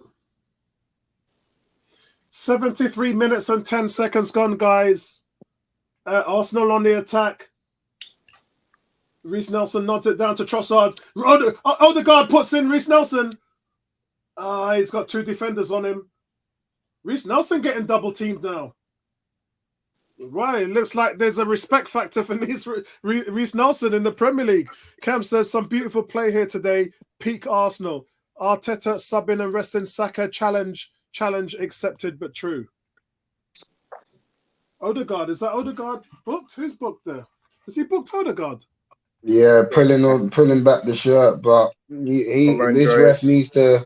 How has he not booked Robinson for 2 challenges, but he's booked Odegaard? What kind of rubbish is this? Yeah. If I was Odegaard, I'd be having a word and say, "Ref, fair enough. I accept my yellow." Wearing the wrong shirt, innit?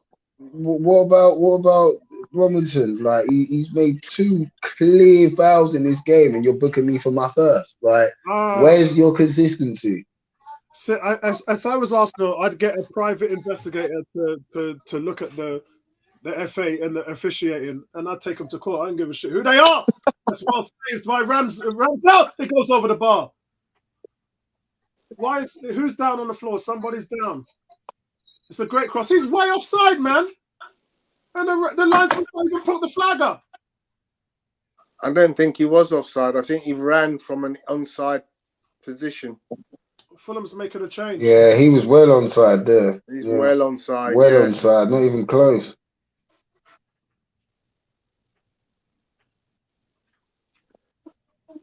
Yeah, no, I was talking about there was a lone player who was standing 5 yards offside, and when the ball goes out to the right and the cross comes in, it's directed at him. So Now two Ramsdale makes the punch substitutions out, now. but the flag should still go up. So Daniel James. Right, so now they're going for some pacing behind now. Yeah. We have to be extra careful.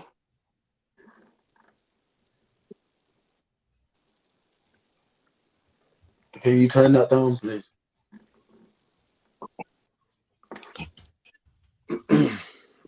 Oh, here comes Gabriel Jesus.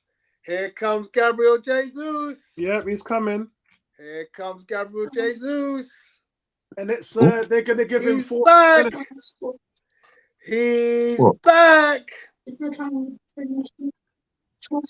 you know what I love is that everybody said that we would crumble without him, and we've actually just sustained everything. Like Agreed. Yeah, good time to give him a little are run. hating. The rival fans are Wow. hating that we're still maintaining our levels. Yeah, he's back. He's back, guys. It looks like Fabio Vieira's coming on as well. Yeah. Arsenal good fans change. are going Yeah, absolutely Vieira for Martinelli. Trossard's coming off. Martinelli's coming off. Yeah. Wholesale changes. Guys, I'm reading the comments from That's what you want to see, though. Yes, I'm reading the comments from Andy and Neil in the chat room, our rival fans, and this is what they look like in the chat room, guys. This is Andy and Neil moaning about Arsenal winning 3-0. Yeah, moaning about Arsenal winning 3-0, running away with the title, and then our rivals just don't like it. Yeah, our rivals just don't like it, guys. Lewis allowing himself a little smile there because even he remembers what the Muppet Show is. Yeah. Spurs are crying in their cereal, man. Oh, how funny was it that Richarlison scores again and then it gets ruled off for Spurs fans are crying in their cornflakes right now. Oh my God, that was the best. Even though Liverpool lost yesterday, that was the best laugh because that's not the first time that's happened to him, man. That's proper Brock, man.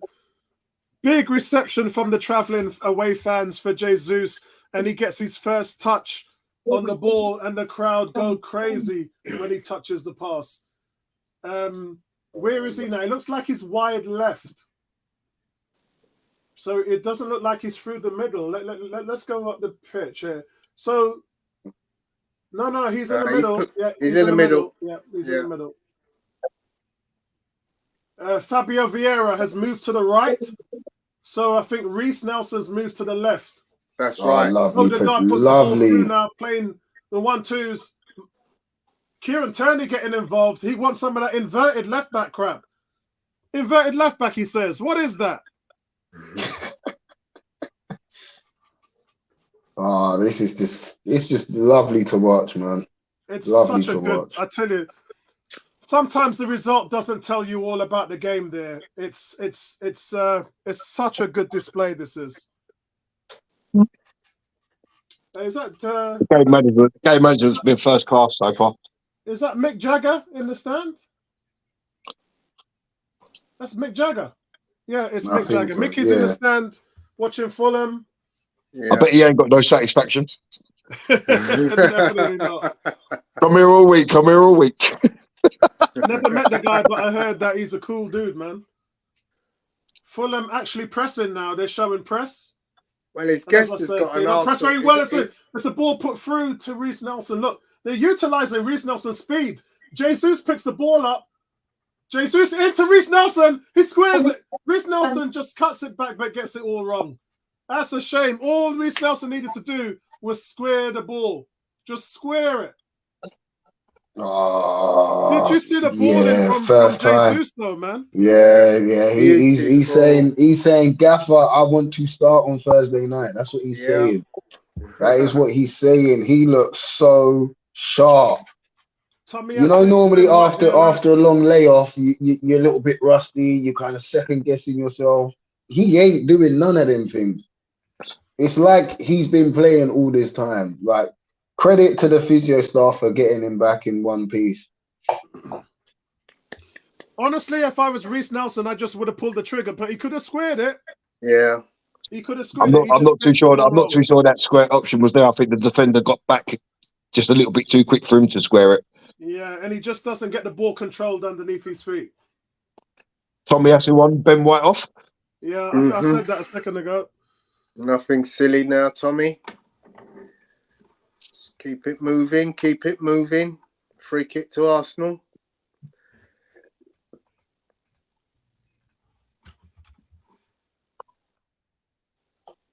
See, this is how you should manage a squad. This is how you should manage a squad. Yeah. So, formation-wise, we got Reiss Nelson left, Gabriel Jesus What up a front. waste. Did Party go for a shot there on the free That kick? was, yeah. Oh, Victor's actually saying that Mick Jagger is an Arsenal fan. Oh, I thought he was a Fulham fan. Yeah, because I noticed the kid that's with him's got an Arsenal hat on. Oh, I did. Sorry. In that case, he's full of satisfaction. It's a foul there from Gabriel. Yeah, it's a good foul to give away. Literally, Yeah, that's he's holding that hamstring. He's holding the hamstring, yeah. Oh, that's a proper hack. That'd be good in MMA, that. Yeah, they're struggling at the moment. Cam says, so happy to see him back. Jesus, look after... Jesus, please look out for Jesus.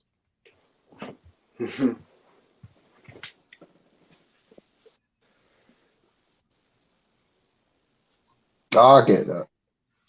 Took me a while, that one. Jesus, look after Jesus.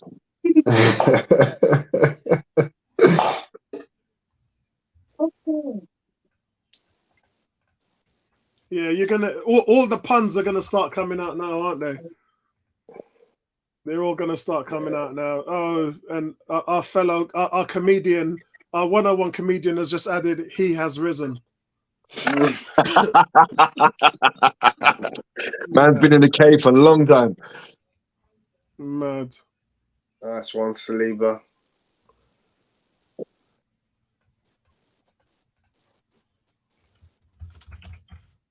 Well done, Tommy. Yeah, that's it.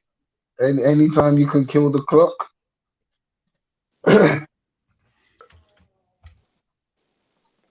Yeah, I could have done this being an early Saturday, but I mean, Man United fans have long stopped watching this game.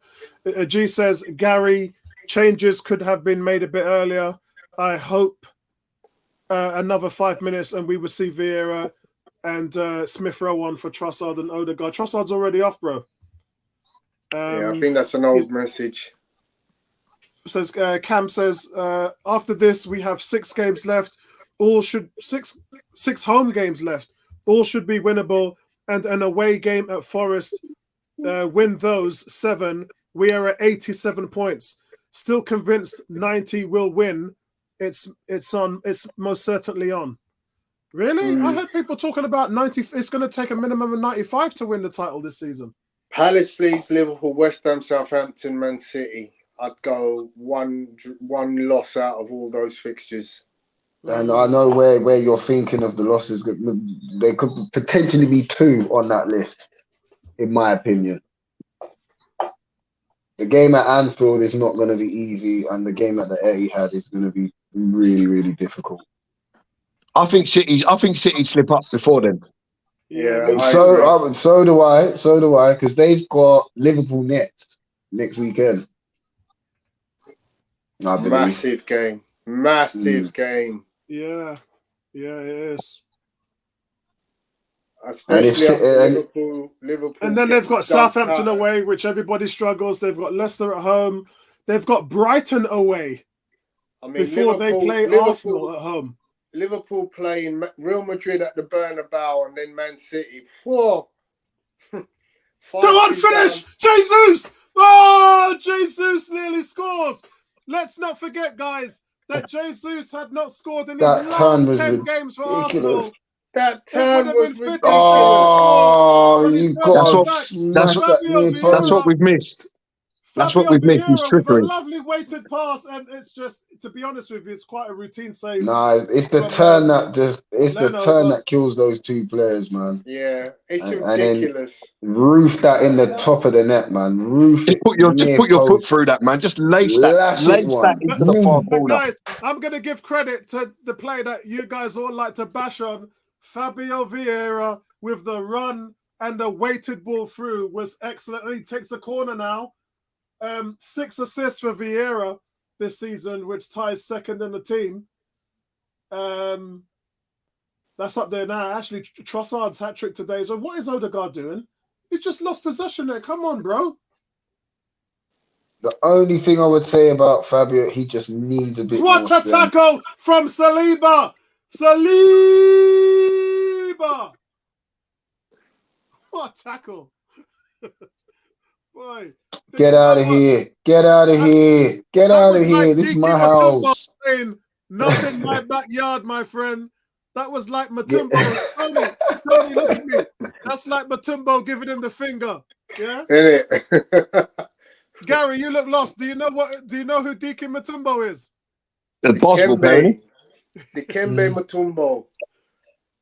Not he? Is he in a my garden. basketball player, isn't he? Yeah, Yeah. legend. They tried to We ban can him. see you sneaking out. We can see you sneaking out. He's blasted it over the bar again. Yeah. They tried to ban him from doing what he used to do, Gary. He used to do that, and then the league stopped him. So then he started doing that. They got a thing in American leagues about taunting. You know, like American football, spiking the ball in front of another player. Now you can spike the ball in front of your own player rather than the opposition. So they're really funny about taunting. Yeah, It's all part of the game. yeah. I mean, they're all talking to each other for a ridiculous. whole entire thing. Yeah. Yeah, I mean, it's equivalent to them saying Arsenal over-celebrate goals. How ridiculous is that? Yeah. You can't take your jersey off and celebrate a goal when you've scored the most important goal in your life and you take your shirt off, you know, and you have to take a yellow card for it. What a play by Reiss Nelson. Odegaard puts it over the bar, but it was all Reiss Nelson. Nelson gets the ball. He switches on the defender, Nelson leaves left him his for man. dead Oh. on the penalty spot. Reiss Nelson. Oh. Barry That's Allen, beautiful. the Flash. He Whoopsie. pace. Left him. Man still turning as we speak. Got sent to a next Put the dimension. ball on the penalty spot for Odegaard. My man entered the metaverse.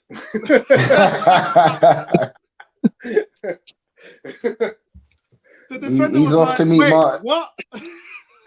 He's off to meet Martinez from that Salah turn. They're both in the same place.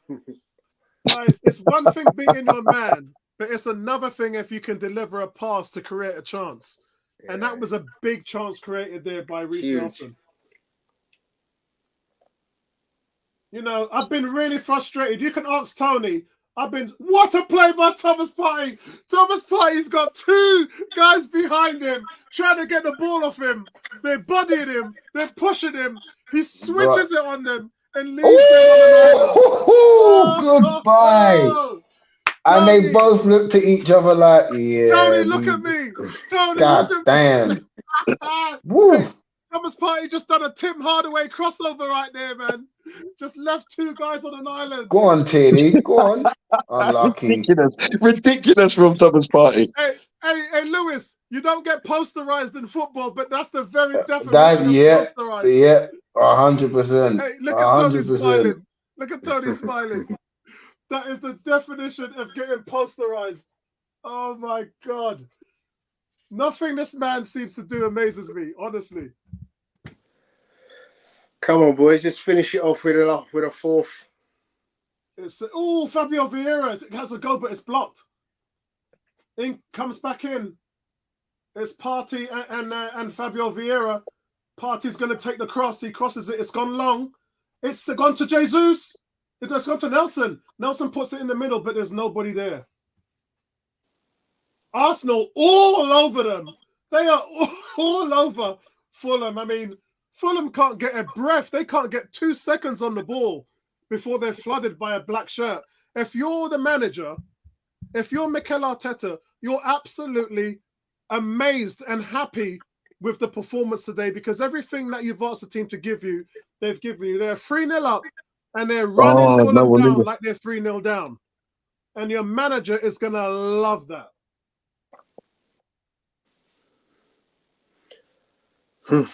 Player of the match, Leandro Trossard.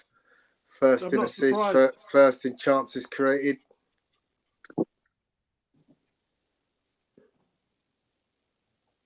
Wow. This is how I like to enjoy my Sunday afternoons. 3 minutes of injury time. Yep, 3 minutes. Yeah, great performance. Very professional in the second half. Restricted Fulham to just pure half chances. It's lovely listening to Andy. It's lovely listening to a Spurs fan talk about Arsenal in this way.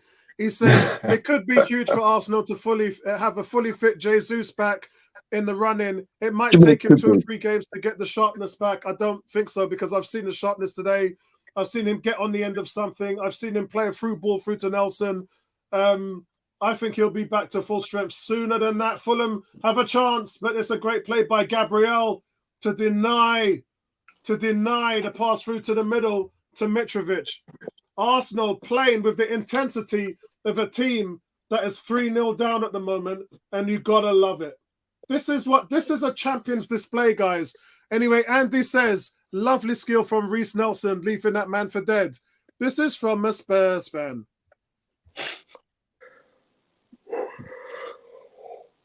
Things you love to hear from that lot up the Seven Sisters. Gotta be they quick. wish Arsenal they were playing break. ball like this. Arsenal break, but it's not good enough. No, they're too slow. The way Gabriel celebrated that tackle was like he scored the winner in the UEFA Champions League final. Yeah, it's too slow. But Kieran Tierney wins the ball back. Fulham cannot have 5 seconds on the ball. Fulham have no time on the ball. As soon as Fulham have the ball, Arsenal are just all over them. Even in the 92nd minute, it's the performance, guys. It's not the result. This is away from home. Yeah? This is away from home. Here come Fulham now about the right. That's a great tackle there from Tomiyasu to stop a possible one-on-one attack there to the goalkeeper. And I tell you, we've just been solid all over. There was one bad, and is that Jesus or Nelson? That's Jesus. Jesus comes back from 40 yards to win the ball back in the midfield. That's insane. That's insane. Guys, Jesus runs back 40 yards. Just play him on.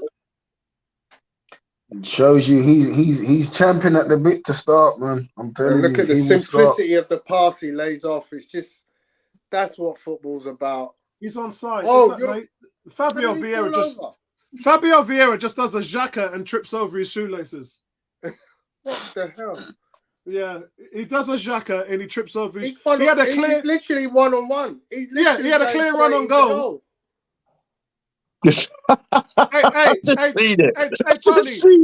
Tony, that's like he's to the 50, to the 40, to the 30, to the 30, to the 10. Fumble! He drops the ball. Oh, man. Oh, my God. Oh, that was funny, though. As he tripped over the tallest blade of grass on the pitch. Was that Dan Jones or was it Daniel Carr? Daniel Carr. It was Daniel Carr, yeah. And that's full time. Arsenal got a free kick for that. Yeah, they did. They got a free kick, yeah. I don't know how. I was just going to say, I don't even know how that happened. It was definitely not a free kick. I can promise you that. Oh, dear. Definitely. It was too far to run for the goal, says Bertram. You managed that was still 0-0. Number one, win champions. Yes, my brother. Yes, we are number one. And that's it, guys. It's full time. Arsenal go 5 points clear. And like I said, I hate being the last to play in the weekend, Lewis. I'd rather be the first to play so we can put pressure on City, but it's what it is, man. Tony, thoughts on the game? Go round. I'll come back to me. I'm just gonna go and grab my my stats bits. Yeah, I've got to do player ratings, so I need you guys talking while I'm doing it. Gary, Go on, guys. what's your thoughts on the game? Thoughts on the game?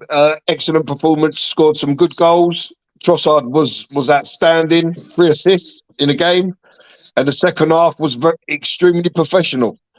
We didn't give Fulham many clear-cut chances. Everything they had was half chance, quarter chance at best. We could have scored maybe another couple of goals, but all in all, extremely happy with what I've seen.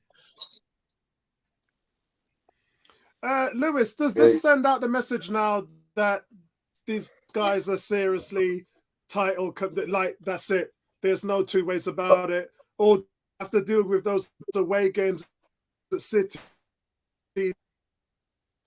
Newcastle.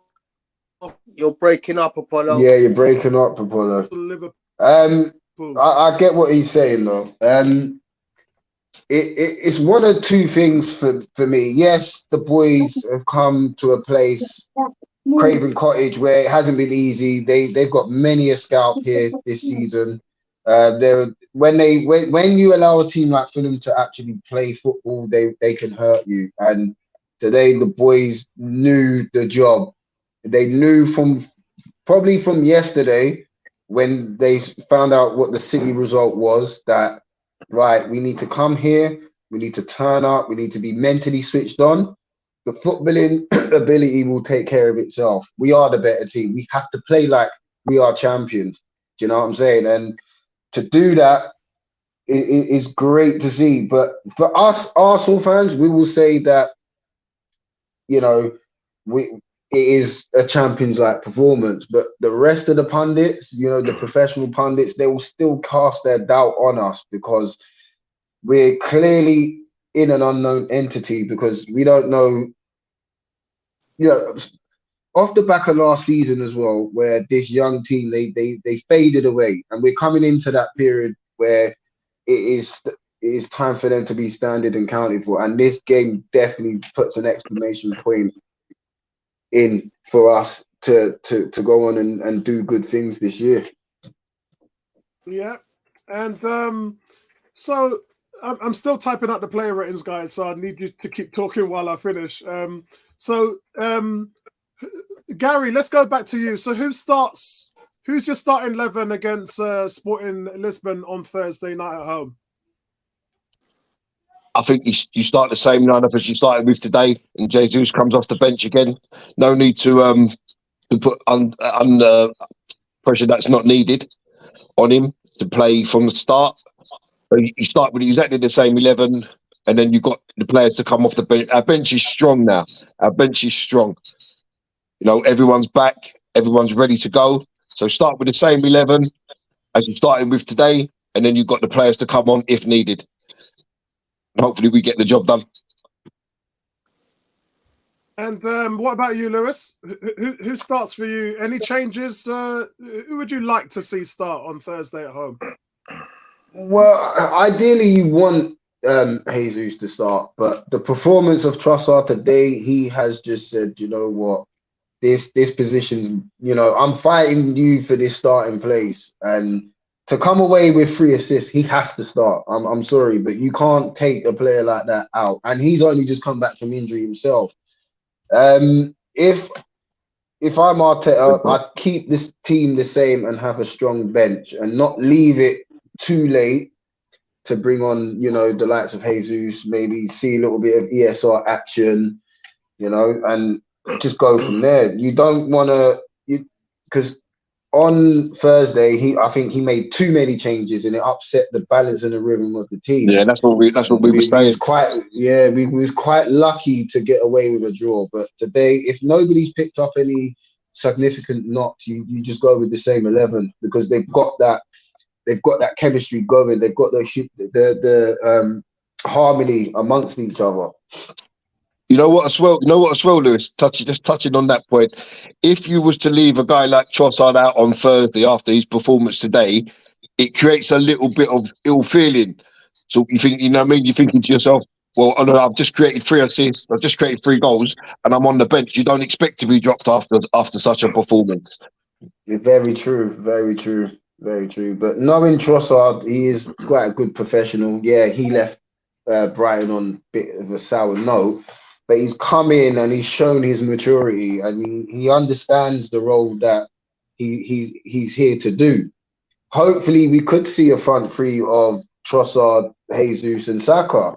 You know, that is the beauty of this Arsenal team. There's so many different combinations you can play in the front 4 positions. It is absolutely crazy. It really is. It's very exciting times, man. I can't wait. So let's go through to the comments before we go into the player ratings. Bertram says, clean sheet away from home, brilliant game, much better than last week. He says, most important thing is that we are getting all the players back for the run-in. We've lost Gary again. It says, nothing better than playing, winning, attractive football. Agreed, 100%. G says, what a brilliant performance from the boys today. Everyone gets a 10 out of 10. Not everybody, but close. But if we could just do that in the next 8 games, yeah, Saka needs a rest. I think that's what really was the narrative coming out of last week. We legitimately could have scored 8 goals here with a team. With this team, a bit more experience is going to be absolutely scary. But this is only the beginning. And Bertrand says Trossard is 3rd in assists in the league in this game. Is very similar to it's very similar to Jesus. And we're going back to what we were talking about, Bertrand. We were saying having the creativity from all those front 3 players. I mean, you kind of have that in Saka, Trossard, and Jesus. That would be my starting front 3. If I'm playing a big team and I want to switch it on, that would be my starting team, because they're just creating bundles and bundles and bundles for each other. And the movement as well, it's not so much the creating, it's like you won't be able to mark them because they're so busy finding space and drawing defenders out that it's just making so many holes in the back line for others to get through. And I just can't wait to see it, to be honest. It's Mane, Salah, and Firmino all over again for me. So, Tony, have you got anything to say before we go into player ratings? Still working on my stats, mate. Okay, right. Okay, let's go. Right, guys, player ratings is here. And you know what?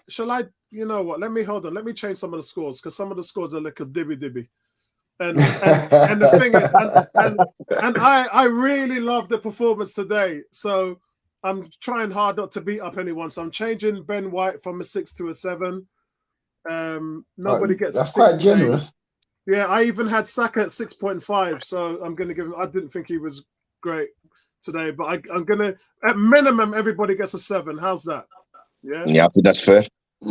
Okay, so let me have a little drink first. Okay, so Aaron Ramsdale, he's loving his clean sheets away from home. I thought there was 2 key saves that he made today. Couldn't do nothing about that header which hit the bar. That was astonishing. But it's a clean sheet from him. The distribution today I thought was average. Looked a bit iffy on 2 of the distributions, and there was twice the ball came in from a side where he decided to punch it instead of catching it. So he doesn't get anything more than a 7 today, but the performance was probably more like a 6. Ben White, I thought he was off. I thought he was okay today. I didn't think he was outstanding in any way. Didn't have much to do in terms of the defending, the attacking. I didn't think he did enough to support Saka. He didn't get over on the overlap as much as I would like him to. It probably affected Saka's display, because normally when Saka plays well, Ben White has an outstanding game. So that's probably the reason why. Saliba, I thought, was boss, man. I thought he was boss. And actually, both the centre-backs do get an 8. Gabriel scored the goal. I marked Gabriel down, by the way. Gabriel was probably an 8.5 or a 9. but because he nearly gave away a goal, he didn't. But it was a mistake on his part. It doesn't cost us. It doesn't cost him. But basically, it ruined what for me was a flawless display. Gabriel would have got a 9 if it wasn't for that. But Saliba on the other side, just absolutely a man-child. 2 tackles that were sent through on one-on-ones, and he makes them sliding passes. How is a guy so quick, so fast, so dynamic in those one-on-one situations? I mean, strikers just must hate playing against them, except for a few names, Ivan Toney. Let's go to Zinchenko.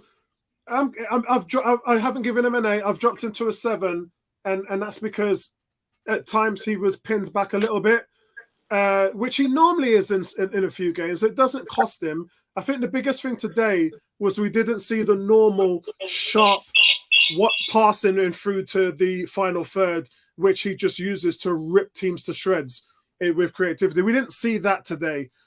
So I'm saying that he deserves a 7. Thomas Partey, boy, how many 8 out of 10? I made up a nickname for him, actually forgotten it. You know what? I should just call him. That's it. I'm done. I'm just going to call him the equalizer. Yeah? Man is Ragamuffin, wasn't it? Man is Denzel Washington. Yeah? Ragamuffin, that's it. Yeah, I'm going to stay with Ragamuffin because that's just hardcore to the core, man. So I'm just going to stick with the Ragamuffin man. Yeah? Ragamuffin man comes in with an 8. I mean, he's like, when Jorginho plays, it's a different kind of player. It's smooth, it's silky, the awareness is 100%. But there's things that Thomas Partey does physically. Yeah? And I think that's the thing. Guys, what makes him perfect is a DM is normally a physical player, protects the back four, Sen, Makelele, yeah, Kante, that kind of thing. But we don't talk about those players as offensive, progressive players. We don't. This guy is that kind of monster at the back. But in transition, there's no one in the league better than this guy. Yeah? Casemiro, Rodri, none of those guys in transition is as good as Partey. Forget the fact that he will muscle players and attackers off him. They bounce off him. But it's what he does with the ball when he wins it back or when he receives it from Ramsdale or the wing backs. It's what he does with the ball. He's so good. He's box office. And that, to me, that's where you're going to kind of get away from the Makelele, Sen, Kante. You're going away from that because he's a different kind of player. For me, he gives you more offensively and defensively. He's just stealing people's candy off them. He's stealing your candy. He's so good, man. And I can talk about him all day, but I can't. So I'll go to Xhaka. Xhaka gets a 7. It's again a performance that's solid. It goes under the radar. It doesn't look like he's doing too much and he's not impacting the game.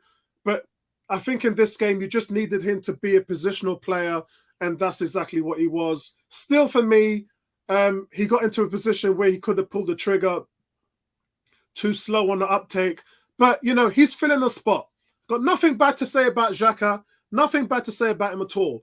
But what I will say is, granted, there are players like Vieira, Smith-Rowe, Trossard who are knocking at that door for the 8 spot, bro. They're knocking on the door, and those are players that can dynamically change a game in a creative term. So I think for Arteta, what he needs to do is figure out what are you doing defensively in the team that affects that side of it, because as an offensive side, there are players who can do more than what you're doing. And that, for me, is the reason why you should keep on starting him. If you're happy with what he's doing defensively, continue to start Xhaka. If he's not adding anything to the single pivot of Partey, then you got to change it. Because for me, he's not doing enough. But let's not throw him under the bus or anything like that, because he's not been playing badly and he's not stinking up the joint, and he certainly isn't the liability he used to be. All I'm saying is you have options, use them. Martin Odegaard, guys, he gets a 7.5, grew into the game, took his goal. I tell you, He took his goal really, really well. He could have had a second when Reiss Nelson just whiffed, would just whiff the right back and put the ball right on the penalty spot for you, and you blew it over the bar. But that player's still looking for Reiss. it's just, he could have had 2 goals today. But I think that takes him to 10 goals in the season. I'm going to have to check that out. I think that puts him on 10. It might be 9. No, I think he's 10. This is your captain, guys, in double figures. That's it. We're getting into Fabregas territory now. Yeah? Where your captain is scoring double figures for you and he's assisting and creating as well. We're getting into Ozil Fabregas. Ozil used to average like 9 goals, 12 assists. That was his average year on year. Of course, we know he nearly broke Thierry's assist record when he had 18 in one season. But we're just talking about the average. But this guy's doing that. A year ago, when a lot of people were saying, yeah, he's nice, but he might not be that player for us. And I was like, no. I said, this guy can give you double-digit goals and he can give you double-digit assists. If you look back, actually, in his first loan season with Real Madrid, when Real Madrid sent him out to Nketiah, he had 12 assists and 9 goals in that season. So he can do it.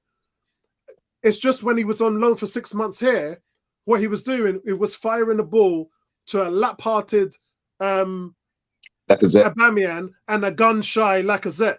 So when you lot was saying, nah, where's the assist? He was still topping the charts and chances created. He was up there with Kevin De Bruyne. And it was just a matter of him getting players around him that could finish for his assist numbers to go up. And that's exactly what's been happening now. So shout out to the captain, man. My favorite player in an Arsenal shirt. We go to Bukayo Saka. I didn't think he had a great game, if I'm honest, guys. I thought he got kicked the hell out of 7 bells on the pitch. And I think that at some point it was getting inside of his head. And I didn't think we saw a vintage Saka display today. And I'm glad that they took him off. For me, I think that he shouldn't even have started the game.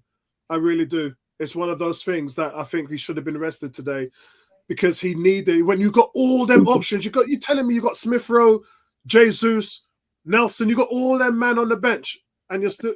Come on, man. So look, let's get to the man of the moment. Let's get to Trossard. Wow, guys, he's unplayable. He's unplayable. What is this? His 6th or 7th game for Arsenal now. And I haven't found a defense that can contain this guy. No one can contain him. He's 2-footed. He's smart. He's intelligent. He stops and goes. He pressures defenders.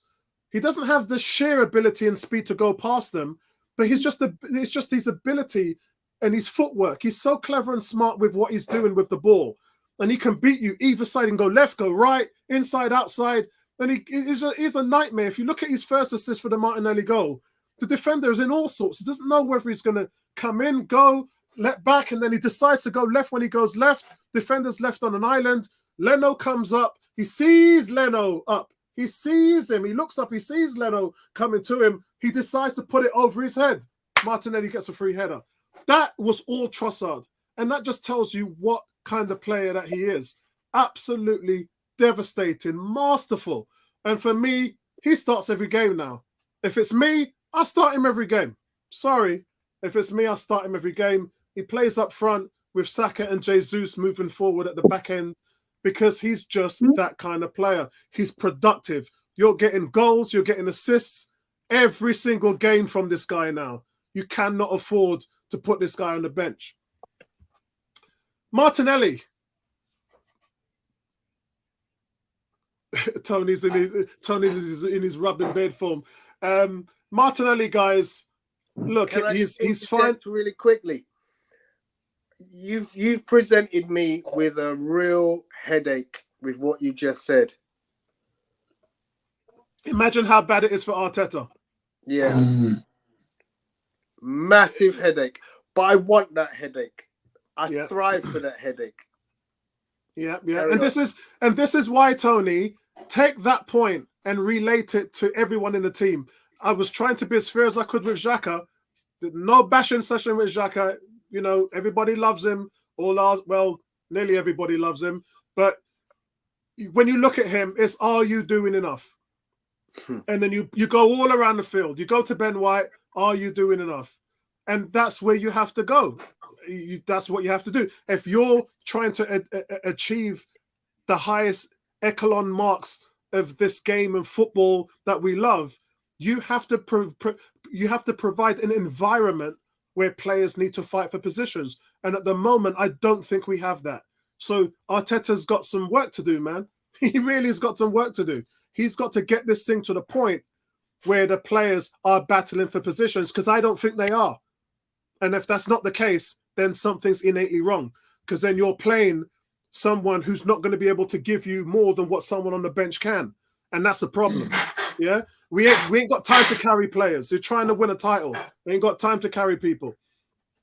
Martinelli, guys, I thought he had a really good game, apart from the lack of his vision and final third efficiency. It's his energy. And he pulled off 2 saves from the goalkeeper today. He's sharp. I like it. I like what I see. But he's just not the finished article. So there's still a lot of room for him to grow. But I like what I see from this guy. And may continue. Arteta gets a 10 for me. I'm not even short strawing him today. Yeah, I got a beef with you about Saka, but you did take him off. If you left him on there, then me and you would have had some words. But you took him off. You can't, for the running of a title, playing away from home, keep getting these clean sheets. Where are you going with it? Whatever you're doing to these guys. And look, I talked about the intensity in the 92nd minute. That's why Arteta gets a 10. Because your guys are fighting for the ball back. They're fighting tooth and nail. They're fighting for every ball. In the 92nd minute, when you're 3-0 up. That's the manager, guys. That's the expectations that the manager's setting. Yeah? Gary, you want to go first? You got the conch.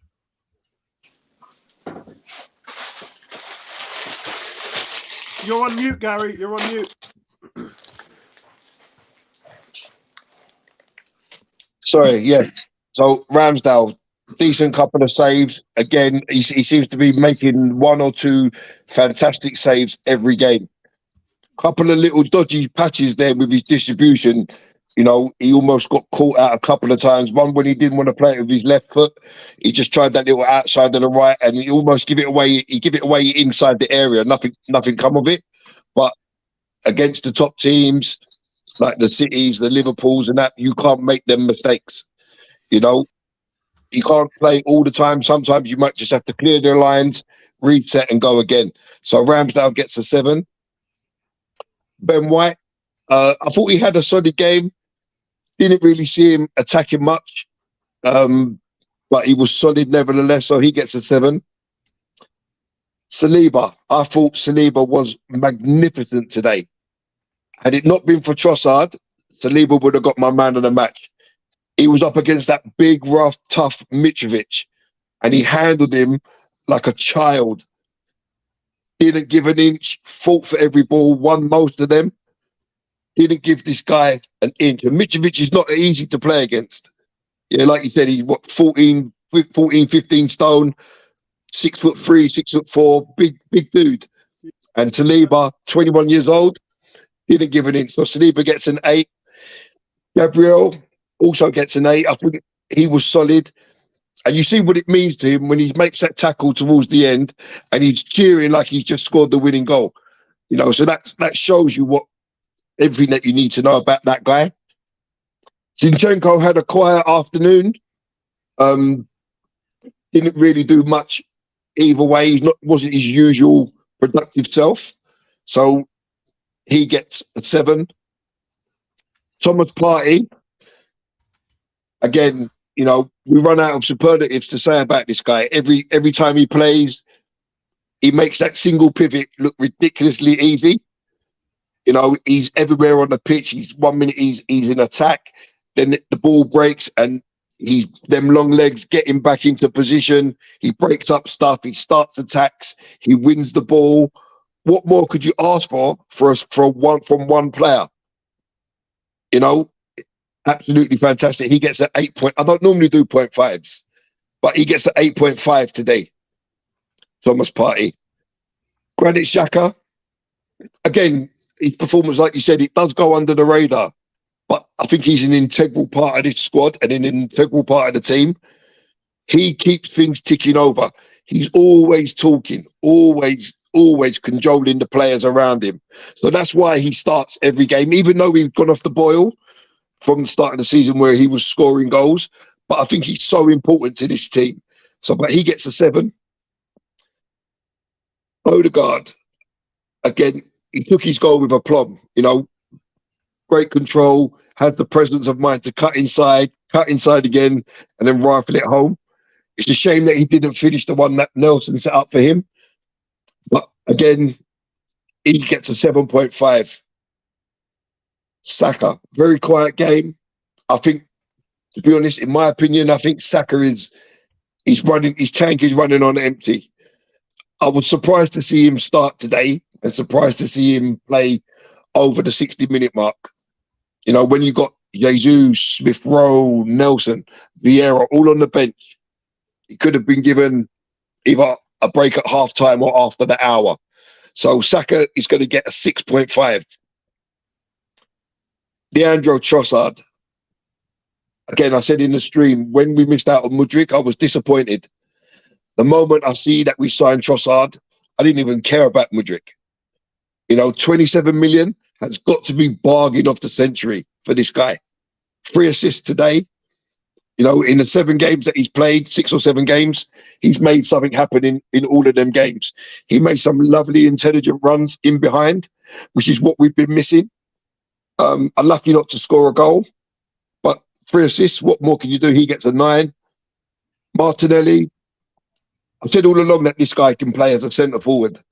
You know, everyone was, oh, no, he can. No, he can play as a centre forward. It's not that much different from playing wide. You know, his energy is great. He gets back, he tackles back. He needs that little bit more awareness of what's going on around him. Get his head up, stop looking at his boots. Yeah. And he can bring other people into the game. He gets an 8, scored a decent little header. And Arteta, for me, he gets a glowing 10. I thought he made subs at the right time, give everybody in the team a run out, more minutes under their belt.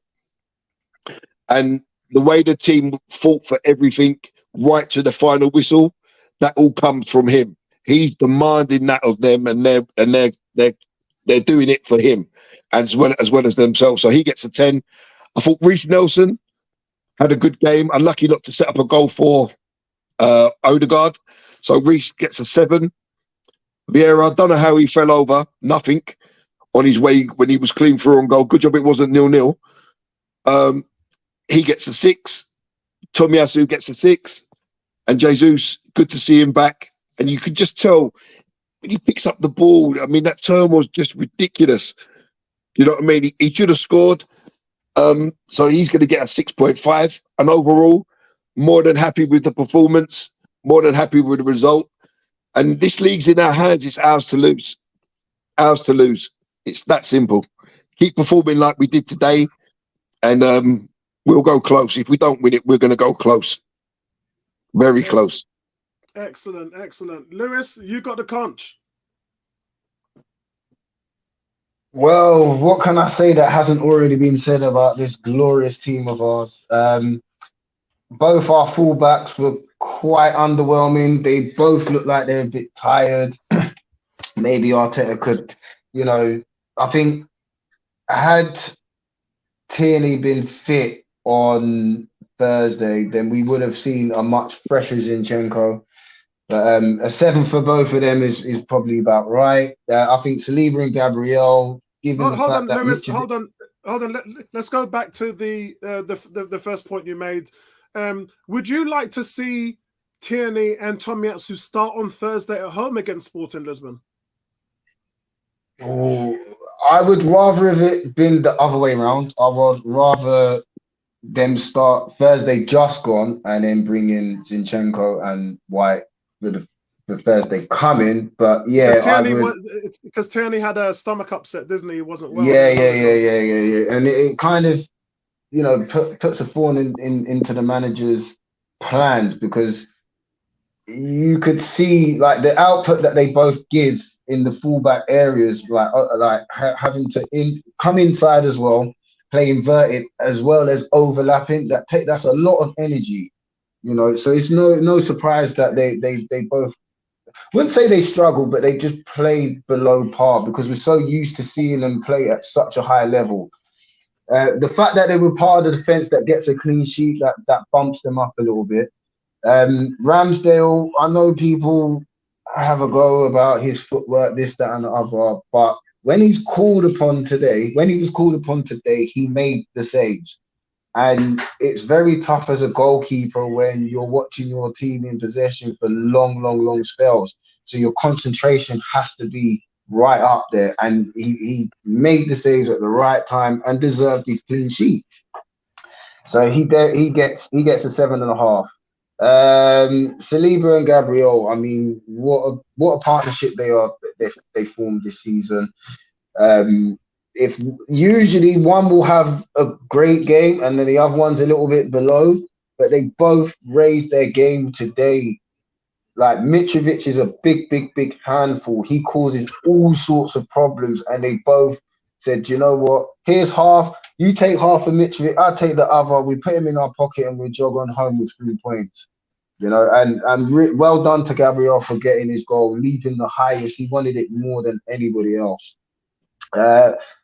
Party, I mean, this guy is just unbelievable. And the more I watch him play, the more I understand why he is the key, why he plays on his own as the pivot.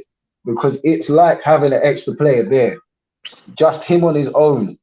He is, and it's his presence that he has in the team. And, you know, when he was being pressed by 2 players and he still finds a way out, name another DM that can do that in world football right now. Name another DM in world football that can handle the pressure that he can handle. And yes, he has been caught out a couple of times, but usually with Thomas Partey, if he has like a substandard 45, he then raises it. He goes back I said to that the to level Tony last week. I said to Tony, name me a player who's playing better than him right now in world football. There isn't. I think it's important for Partey to. It's important for Partey to remain fit for the remainder of the season. He has to play out of the 11 games that are left. He has to play at least 9 or 10 of them. He has to play 11 for me. Well, I was going to say that, but I thought that was a bit strong. No, it's not. But I wished he wasn't picked for the national side. Like a good 2-week break for him would have been nice. Hopefully they don't play him, you know, for too many minutes. But when you're the captain as well of your national side, you know you're going to be playing a lot of minutes. So let's pray that he comes back unscathed. Like he's so important. Xhaka, I mean, Xhaka is Xhaka. You know, a lot of the stuff that he does is quite hidden. You don't really see. His organisation and his leadership skills do come into play. So the 7 is a fair mark. Odegaard, I mean, he started off a little bit, you know, am I really up for this today? And then grew into the game as we got more possession. Then he's able to dictate, you know, what happens in front of him. And to take that cross from Trossard and kill it dead, then have the presence of mind to say, do you know what? I own the box right now. I own the situation. It doesn't matter who's around me, because it was like time had just stood still for him. And he was just waiting for the optimum opportunity to unleash that left-footed strike. And takes it really well. So the 7.5 is fair. Saka, given the fact that he's being doubled up, he's getting fouled, he's going to have a game or 2, maybe 3, where he's not really up to it. And he didn't look up to it today. I think Arteta should have taken him off at halftime. I agree with the rest of you. I would have given him a 6.5. He didn't really do too much to warrant a 7, in my opinion.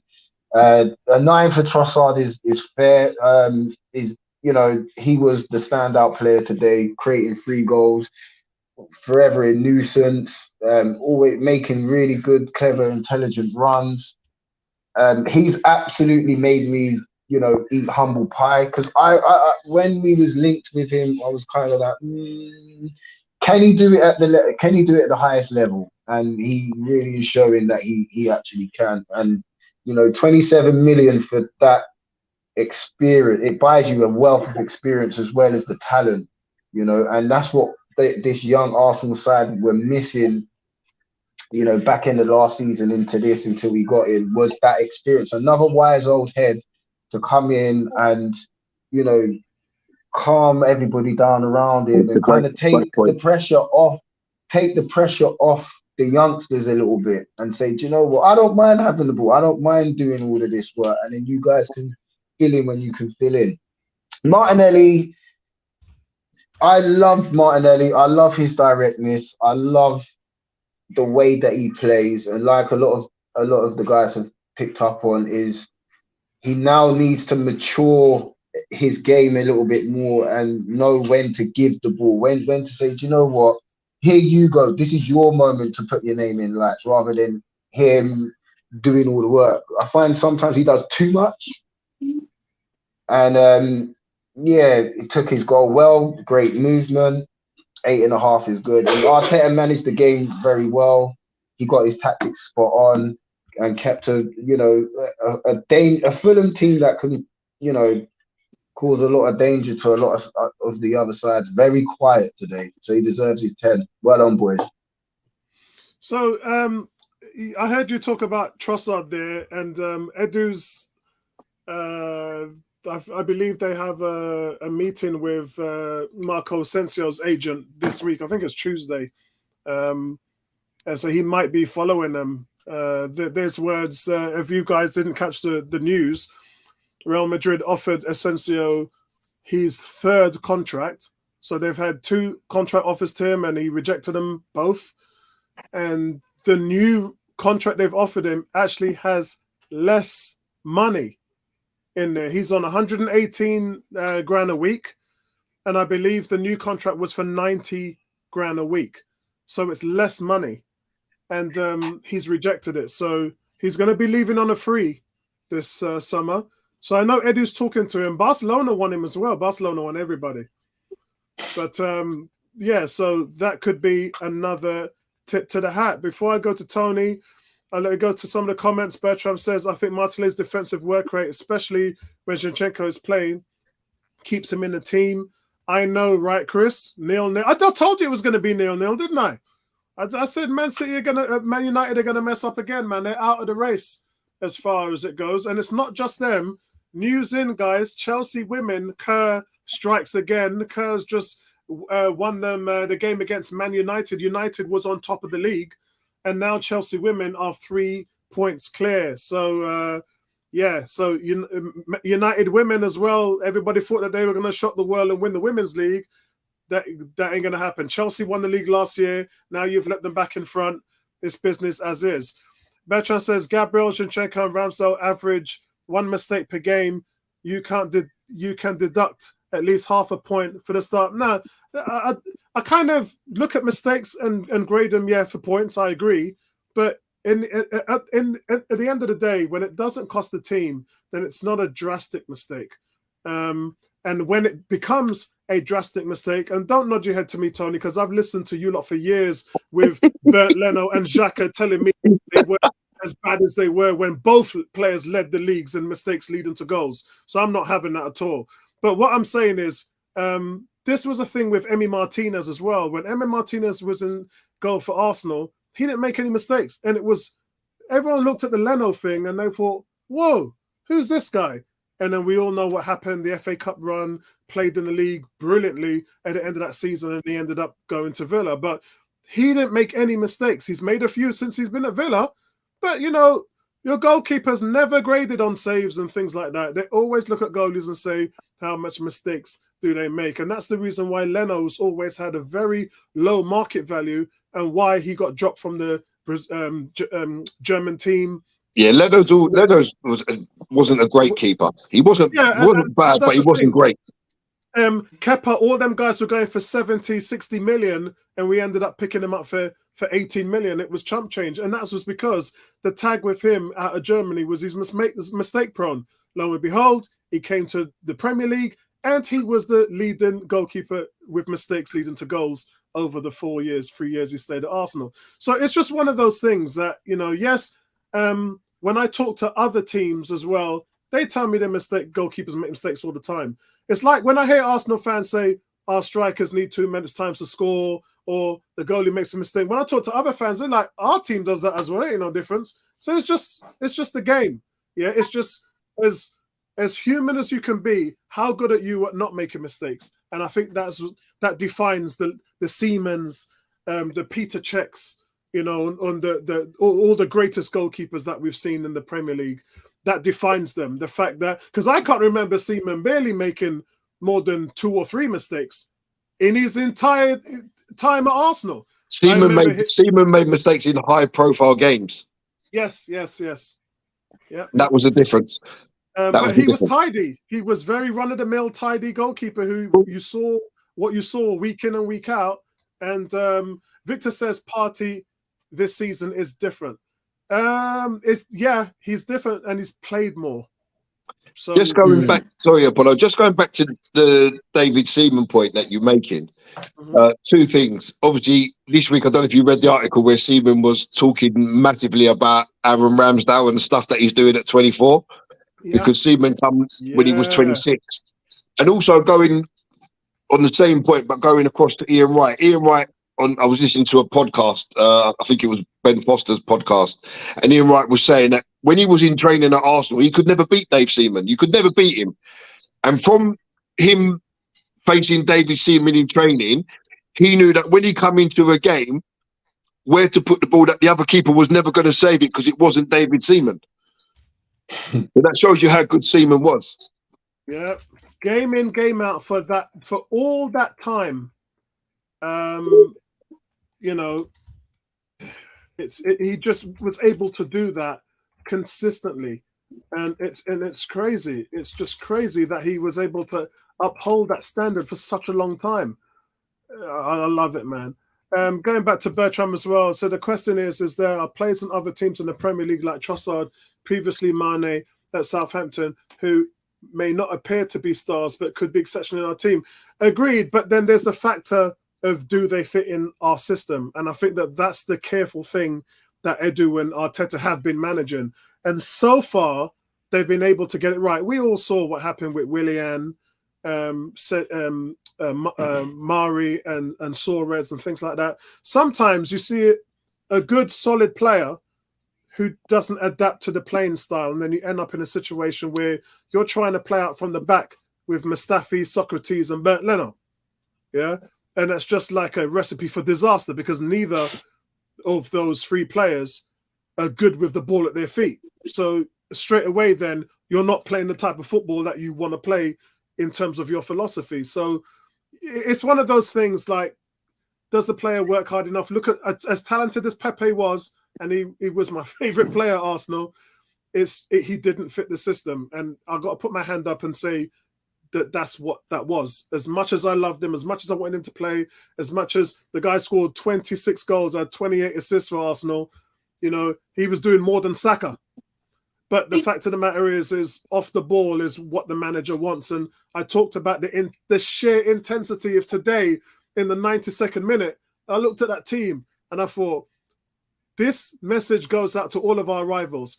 If you're not bringing that as a standard, if you're not bringing that type of intensity as a standard, that's why Bournemouth happened last week. That's why Man United happened when Nketiah scored in the 90th minute.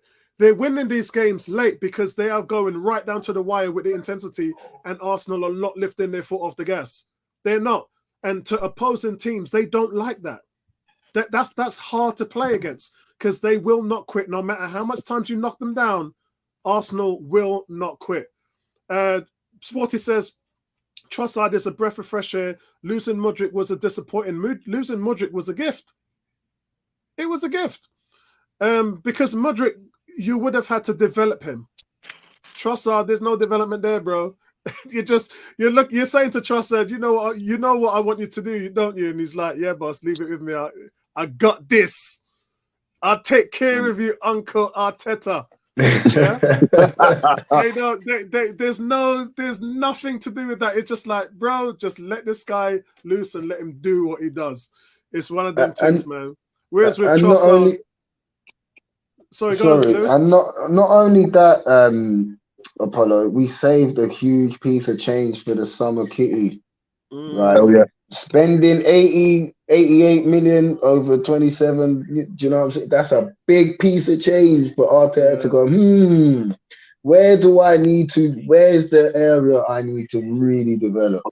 If you had that money, and to top your point, we wouldn't even have waited for the summer, because the reason why we went for Casido is because we saved money on Mudryk. So it wasn't even the summer. It was the winter that we were able to just go and left turn and look at another option because we saved money on Mudryk. Yeah. It was a Tony, great piece of business. Yeah, Tony, you got the conch. Look, Tony, have you flinging glasses on now to fling the numbers at us now? Professor Cox. All right, gentlemen. So let's get into this. Tony, this is our championship quality teams play. Not struggling to beat cellar dwellers like Bournemouth. Oh, how we forget that cellar dwellers yesterday beat Liverpool, who beat Manchester United 7-0. Yeah. So let's work that out. Bournemouth are better than Manchester United and Liverpool. Yeah, that's a mad thing. Yeah. So it's the Premier League. There's no easy games. There's no doesn't matter easy where you games. are in the table. Exactly, Top versus Gary. bottom. There's no easy games. Tell No team again. is rubbish. No Tell team is rubbish. Again. It's the Premier League, Mr. Bertram. Thank you. That's Gary's put it perfectly for me. It's the Premier League. No easy games. Anyway, let's start with the stats from today's game, boys and girls. Here's your first one. Anyone want to? I was at that game. He was unreal. I think that was his best game that he had in the Arsenal shirt. And then after that, the man went never missing. got rid of him, man. Oh, yeah, God. I couldn't stand Nketiah. Oh, we should have never got him. Sometimes you look at it and you're like, there's a player in there, and there certainly is. He went on to have a really, really good couple of seasons with Roma, man. And we got stuck here with nothing. Yeah. Okay, my second one.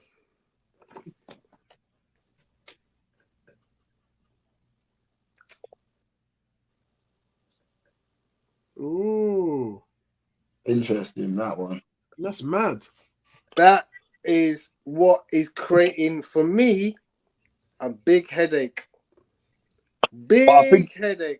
I think that stat that you just put up there, that's to do with the better players being around him than he had at Brighton. You know, so when you step up a level, no disrespect to Brighton, because they do play some good stuff, but you're stepping up to like the top tier now of the Premier League. And when you've got them better players around you that are making the runs that you want, holding positions differently, you're finding them with your passes, you know, and your goals are going to come from it.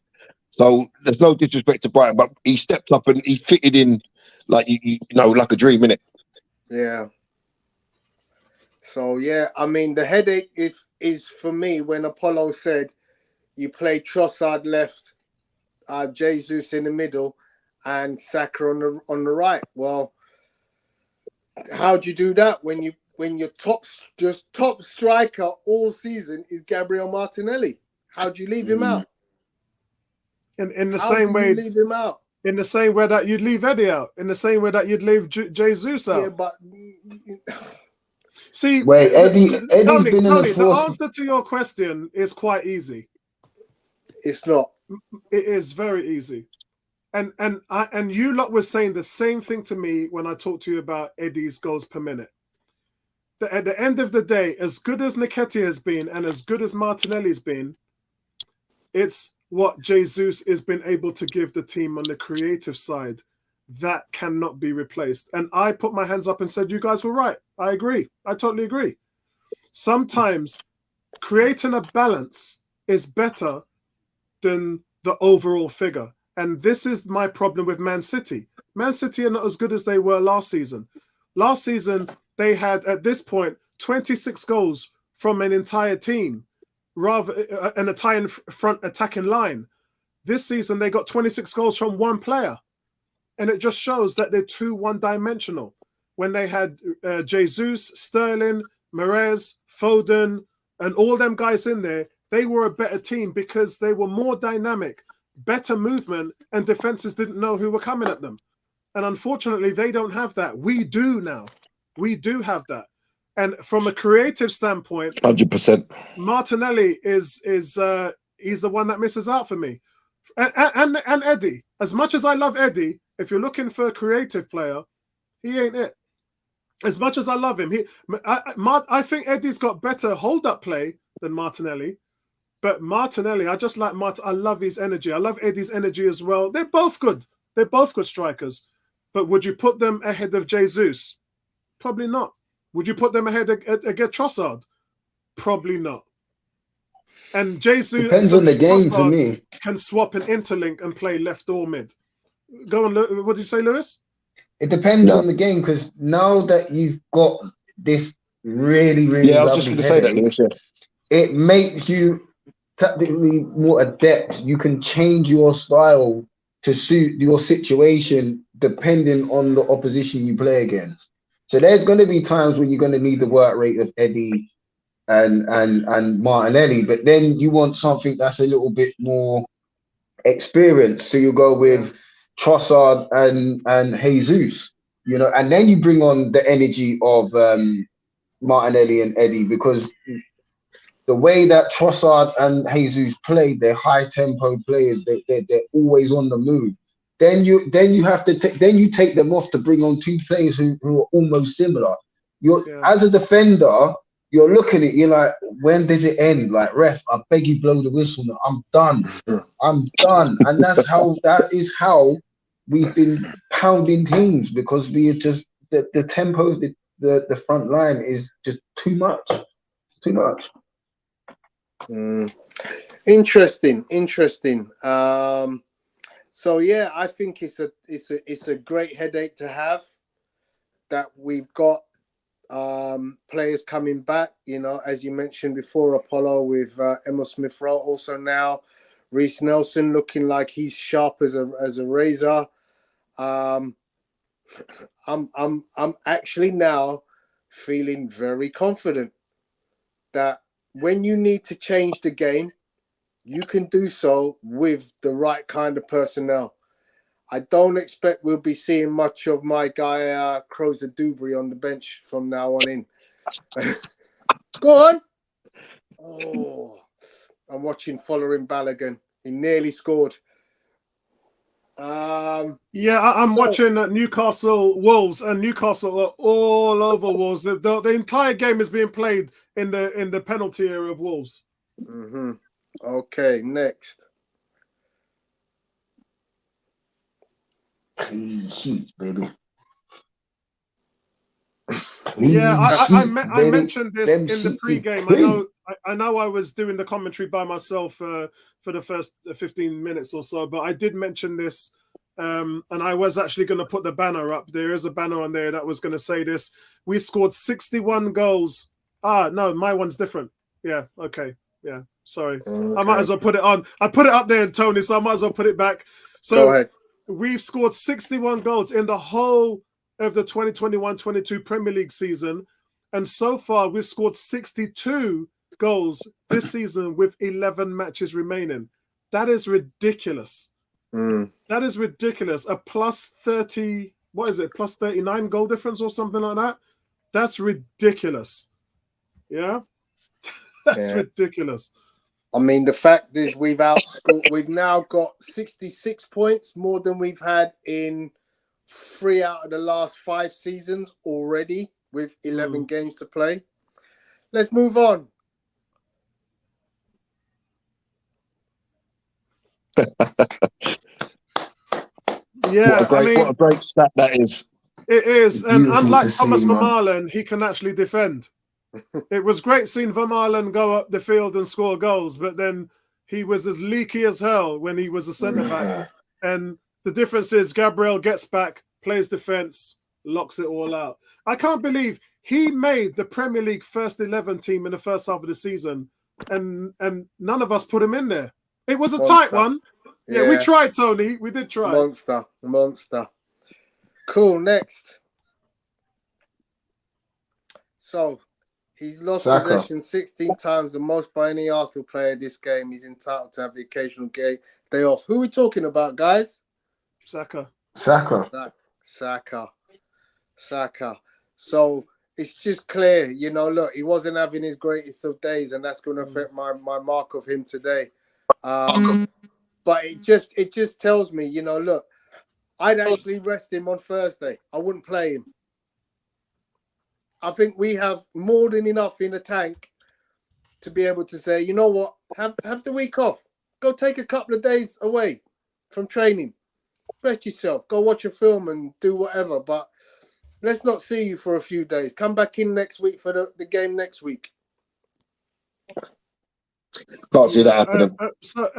Cam says, what did you originally have him down for? I had Saka at a 5.5.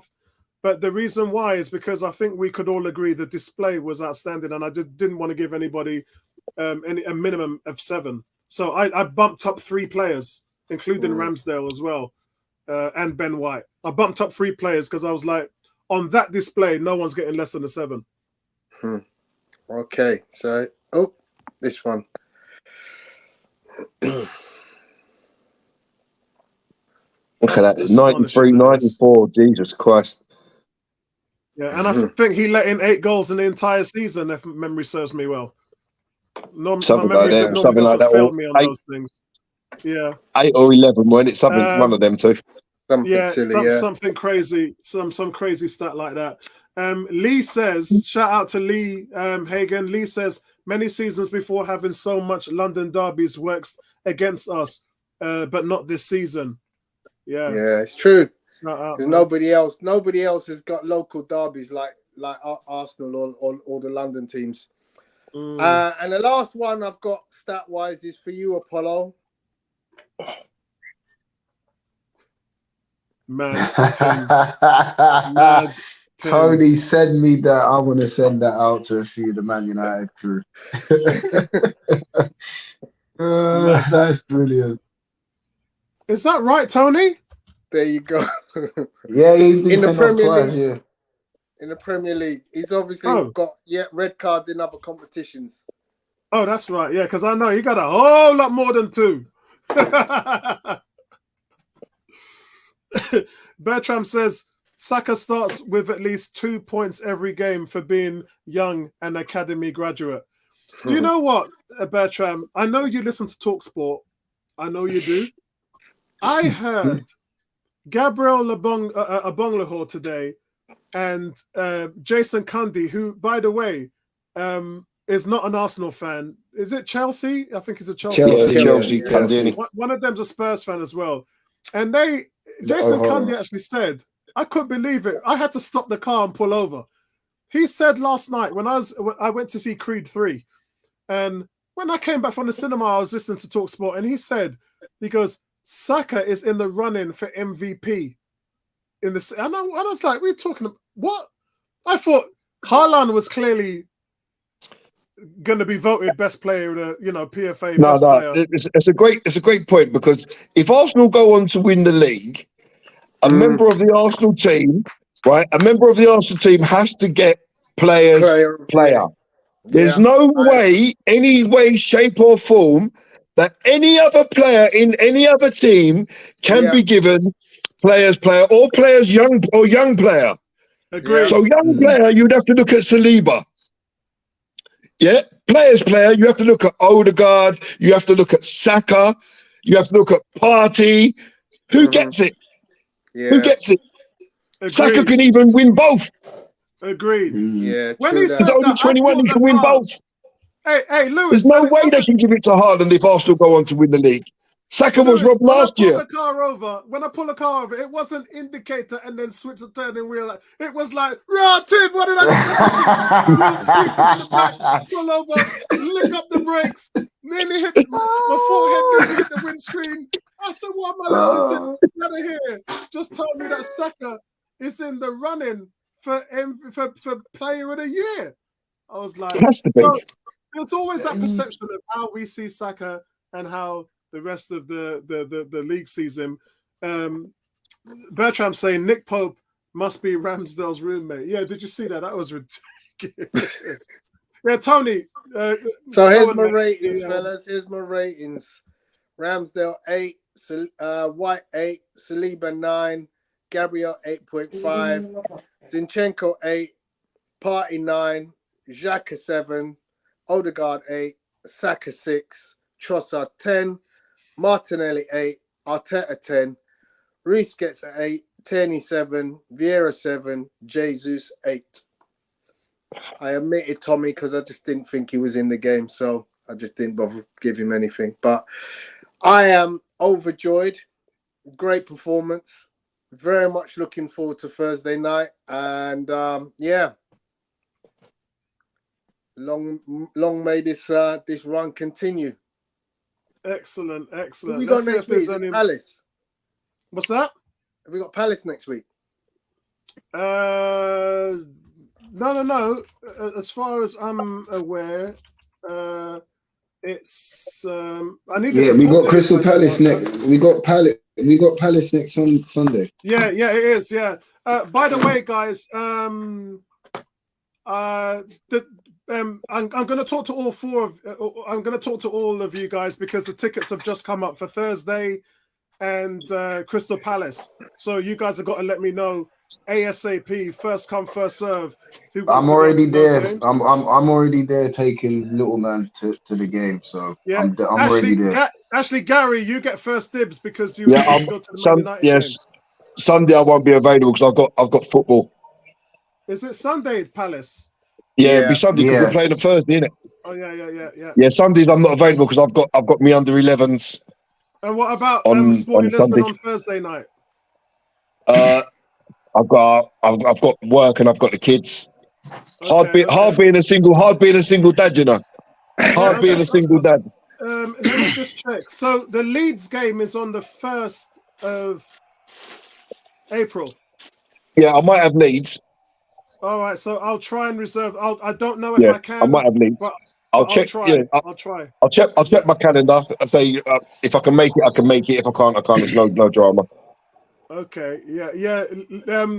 Lee, believe that was an emergency stop when I hear them talking about Saka being going up for Player of the Year. Bertram, great to see you. Now you're here. We just finished player ratings, but you can do yours.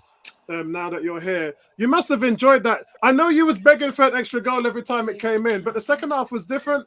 Fulham obviously had changed something, and it was a different type of game for Arsenal. And I thought you need to make some early subs, get these players off, rest them. But when I saw Fulham come onto us, I was like, no, that is not the right time to make those changes because you've got to break that fight back. You've got to stop you've got to stop Fulham from getting back into the game, and you don't do that by making wholesale substitution changes. So that settled the game a little bit. And then when it settled back down, he made the changes after. I thought it was well managed by the manager today. What's your thoughts on the game, Bertram? And let's have your grades. So I enjoyed the game.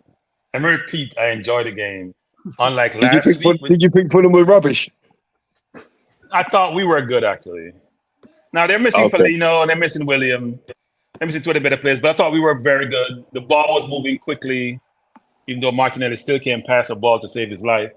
Not sure what that's about. But we're playing brilliantly.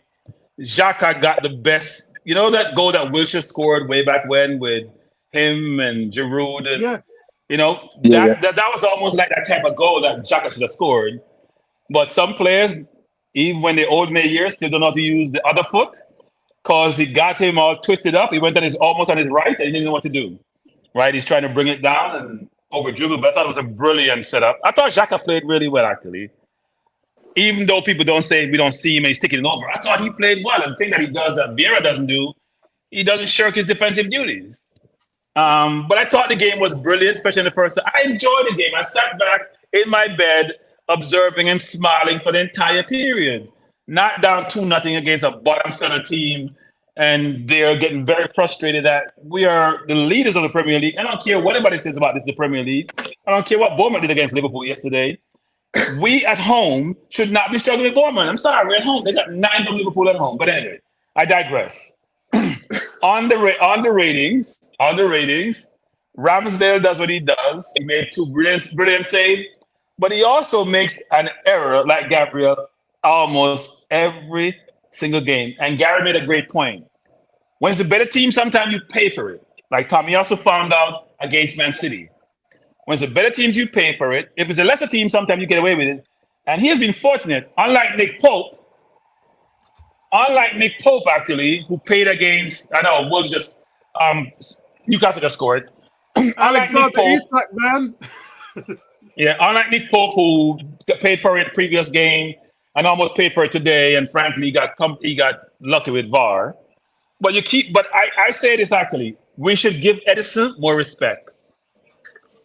Because using your feet as a goalkeeper, when the last man getting pressure, is a difficult thing to do. And a lot of these goalkeepers haven't learned to play football growing up. I'm sure the younger ones will over time.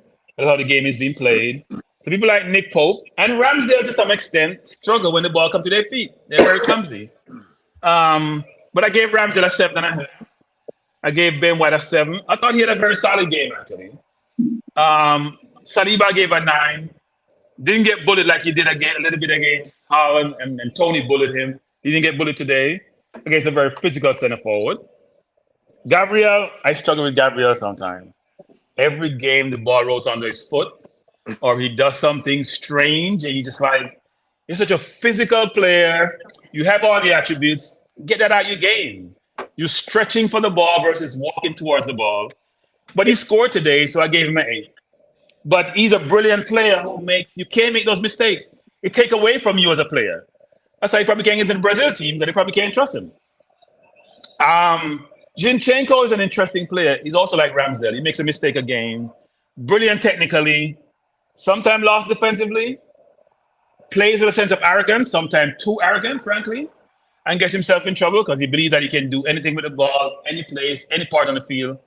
And sometimes you're going to get caught out by forwards who have viewed you, watch the tapes, and know your tendencies.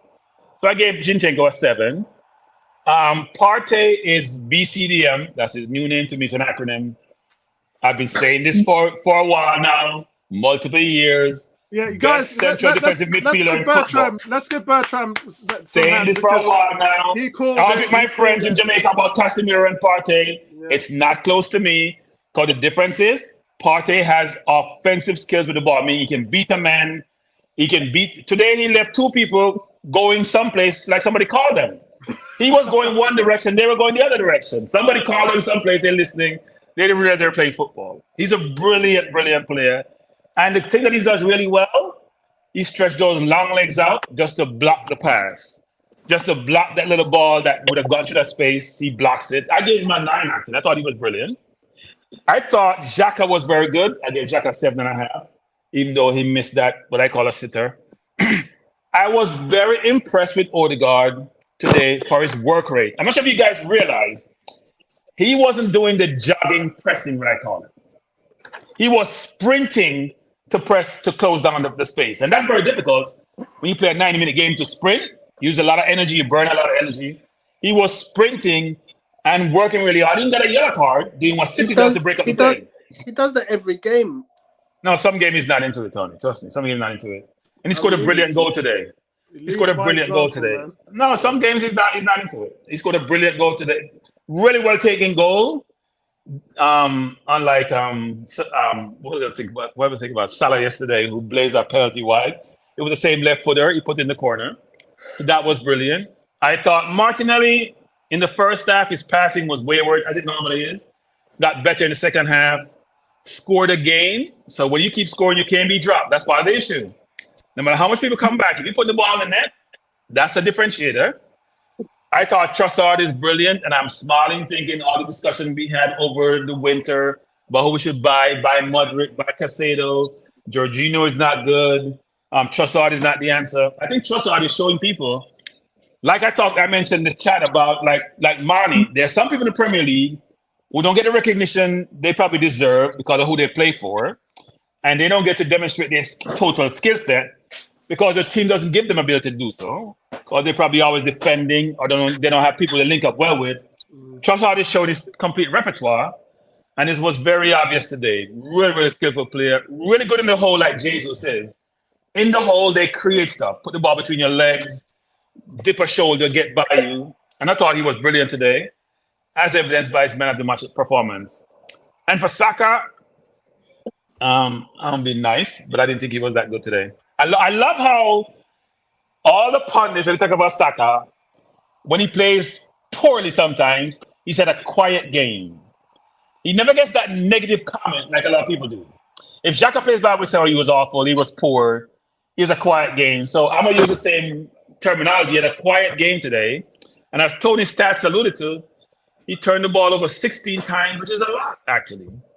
But sometimes it's because maybe the support is not there enough, quick enough, I think, with Odegaard and with Ben White. But he wasn't good today.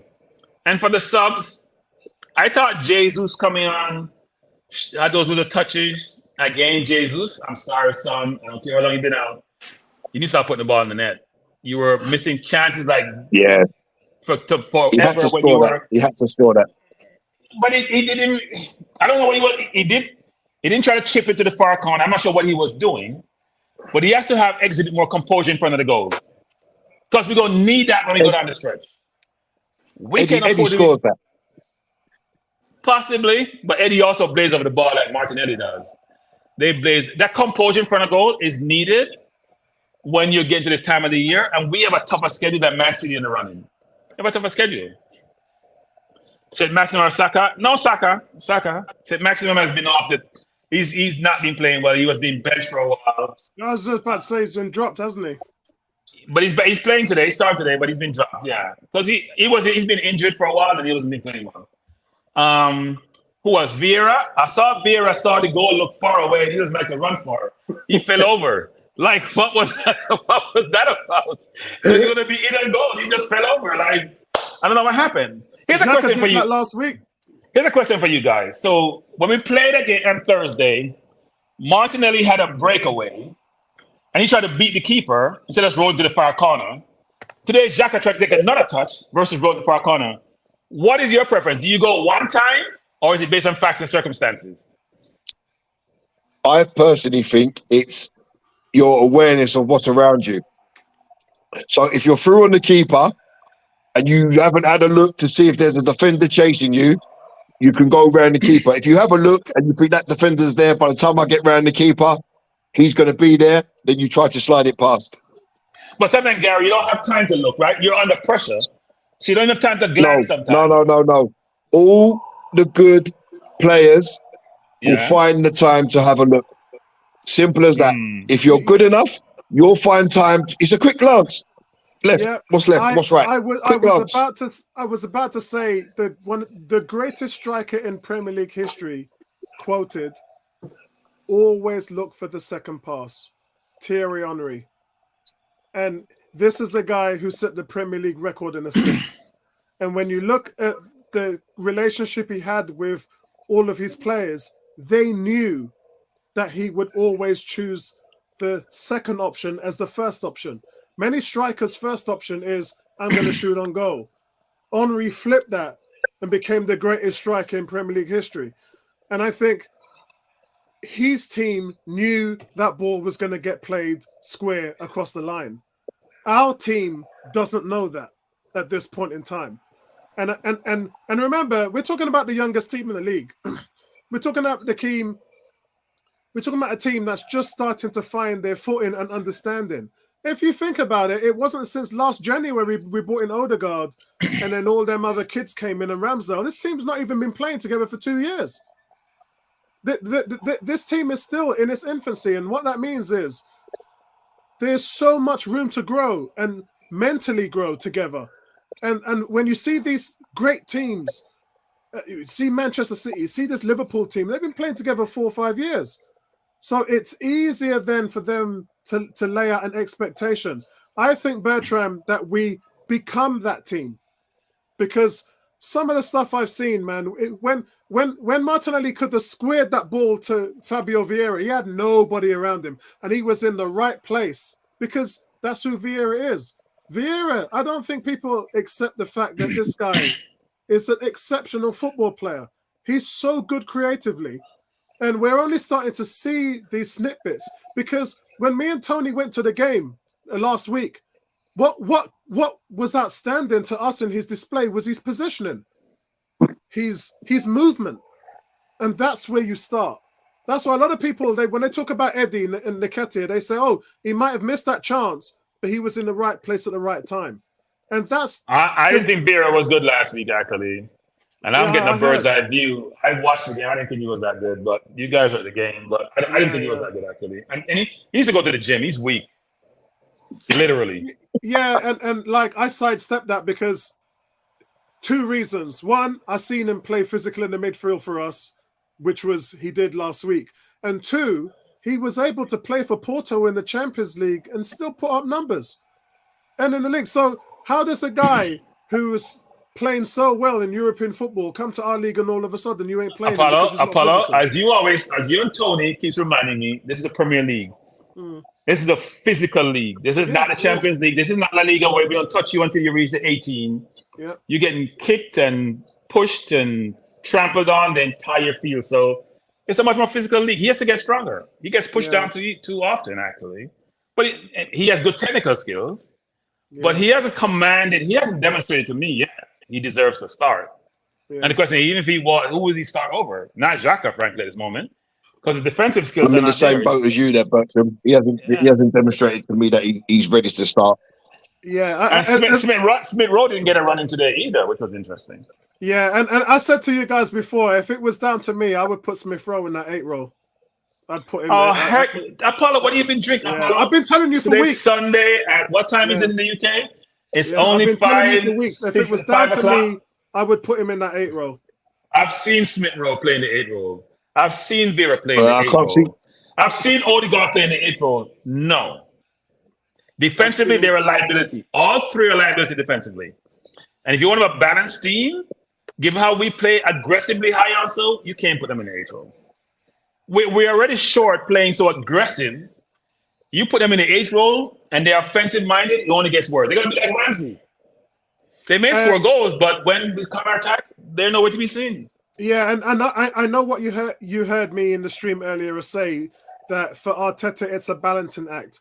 What you lose offensively with Xhaka and you gain defensively, you've got to count that off with what you gain offensively with the other players like Smith Rowe and Fabio Vieira, and you lose defensively. It's a switch. You just said we scored 62 goals already this season. Let me just quote your stats, right?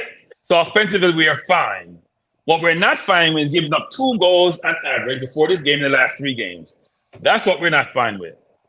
Yeah. So that's the thing. You're scoring goals now. You don't need to go more offensive. You need to make sure defensively you're not vulnerable.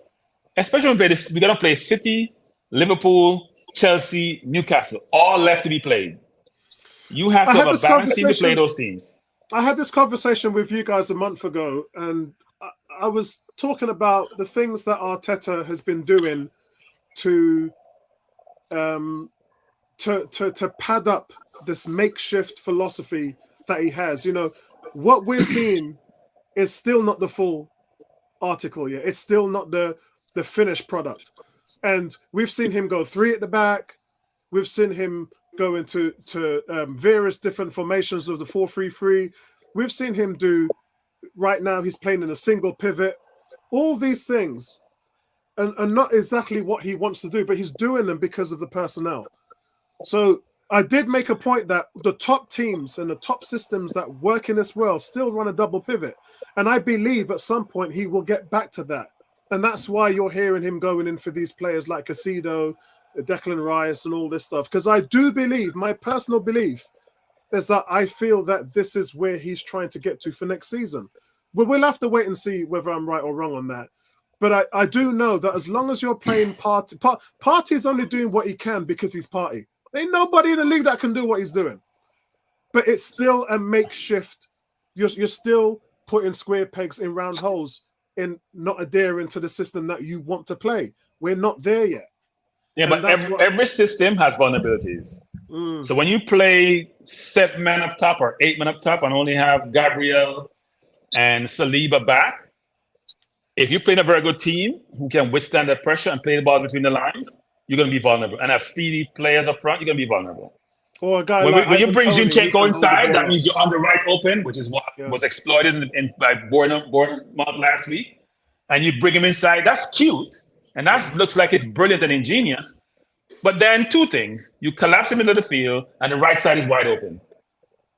So every system that you employ or deploy is vulnerable to that system.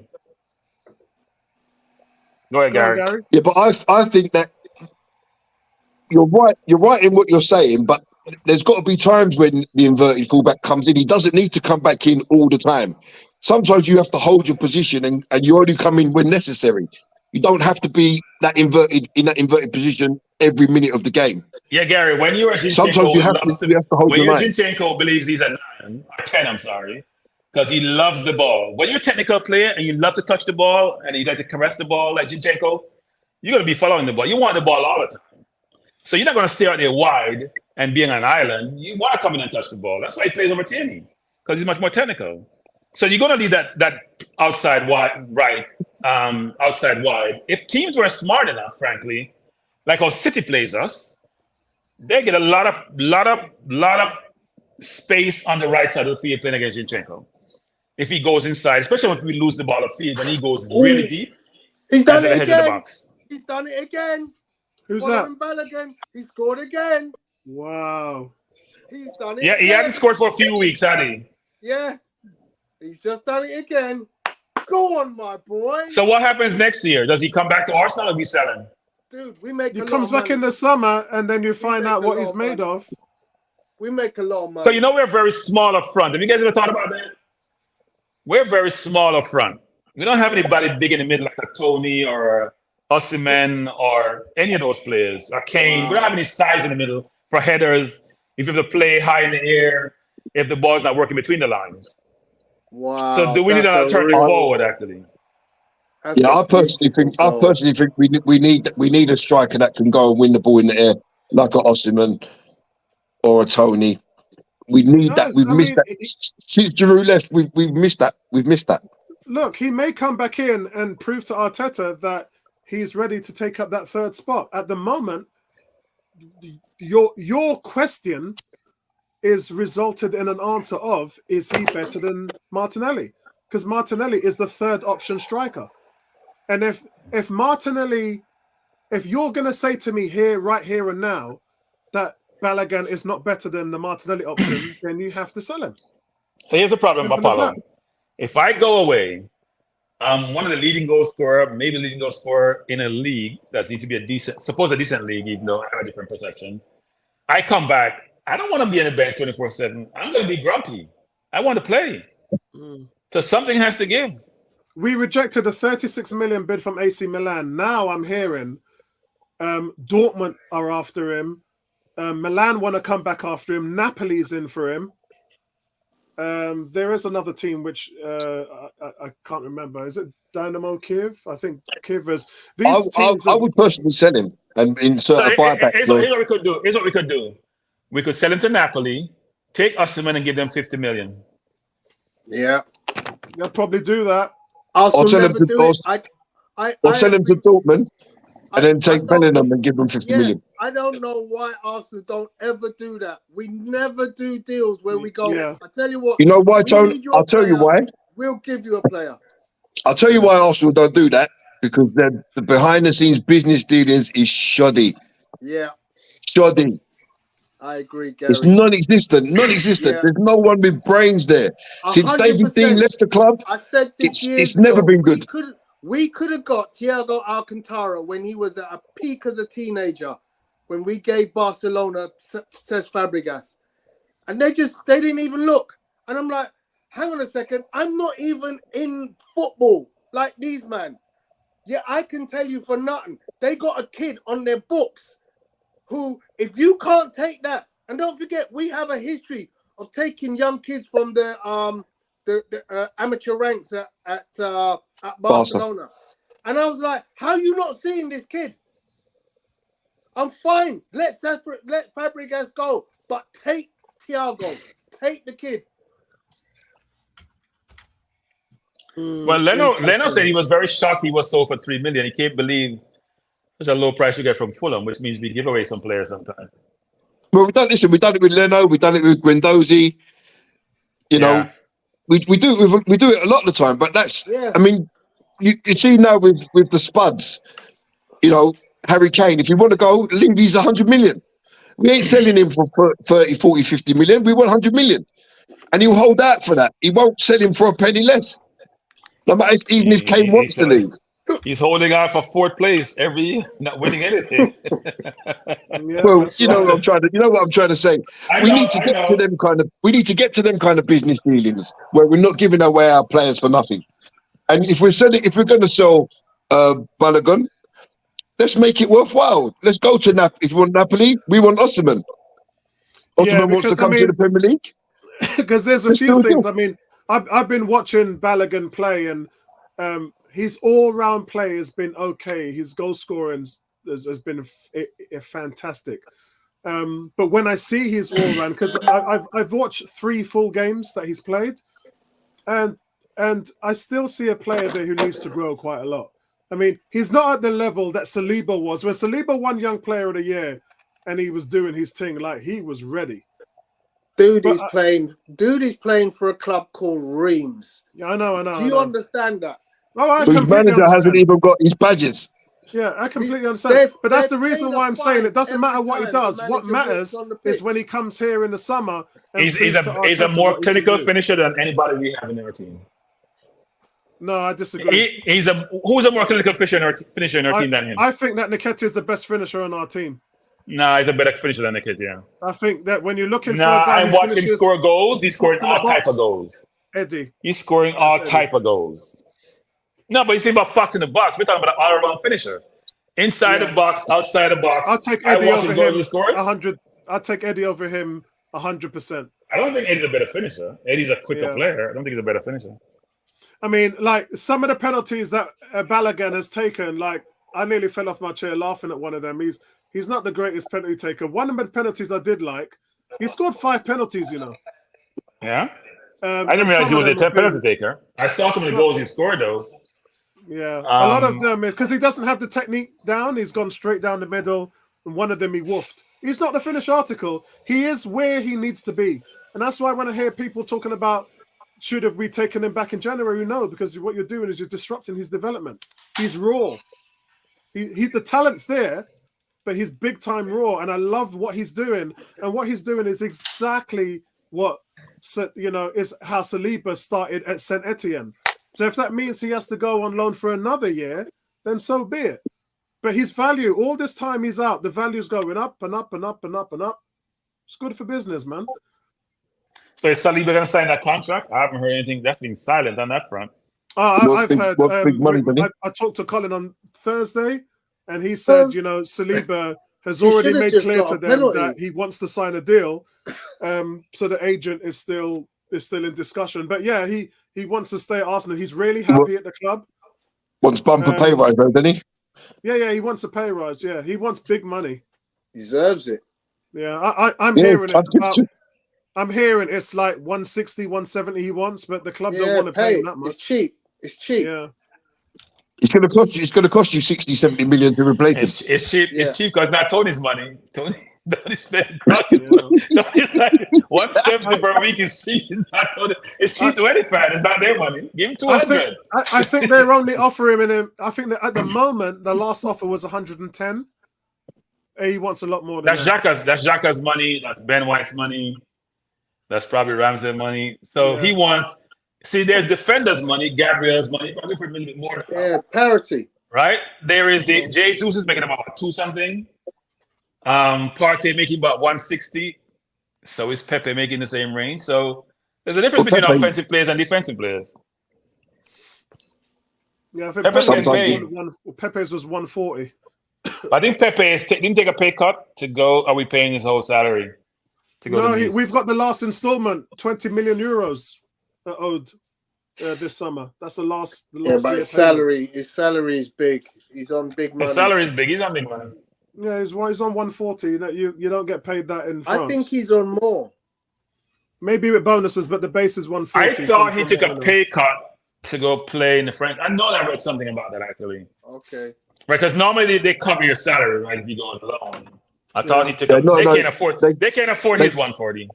They cover Not their salary, 150. and unless you play for Arsenal, then Arsenal end up paying half of it. Other clubs just go, you want to take him, you take him, you cover it all. Arsenal go, we'll pay half. Well, because the clubs can't afford to pay the whole thing. We pay a lot of money for our salaries, even though Tony probably think that we don't. We do a lot of money. I'll tell you, but the amount of money that's come off the wage bill is fantastic. Oh yeah, they've had a 42 million reduction. Hey, Gary, That's crazy. Hey, Gary, if you're gonna give it away, of course you can get a salary off. We give away all the players. We gave away Leno. We gave away We give away everyone. We don't get it. We give away.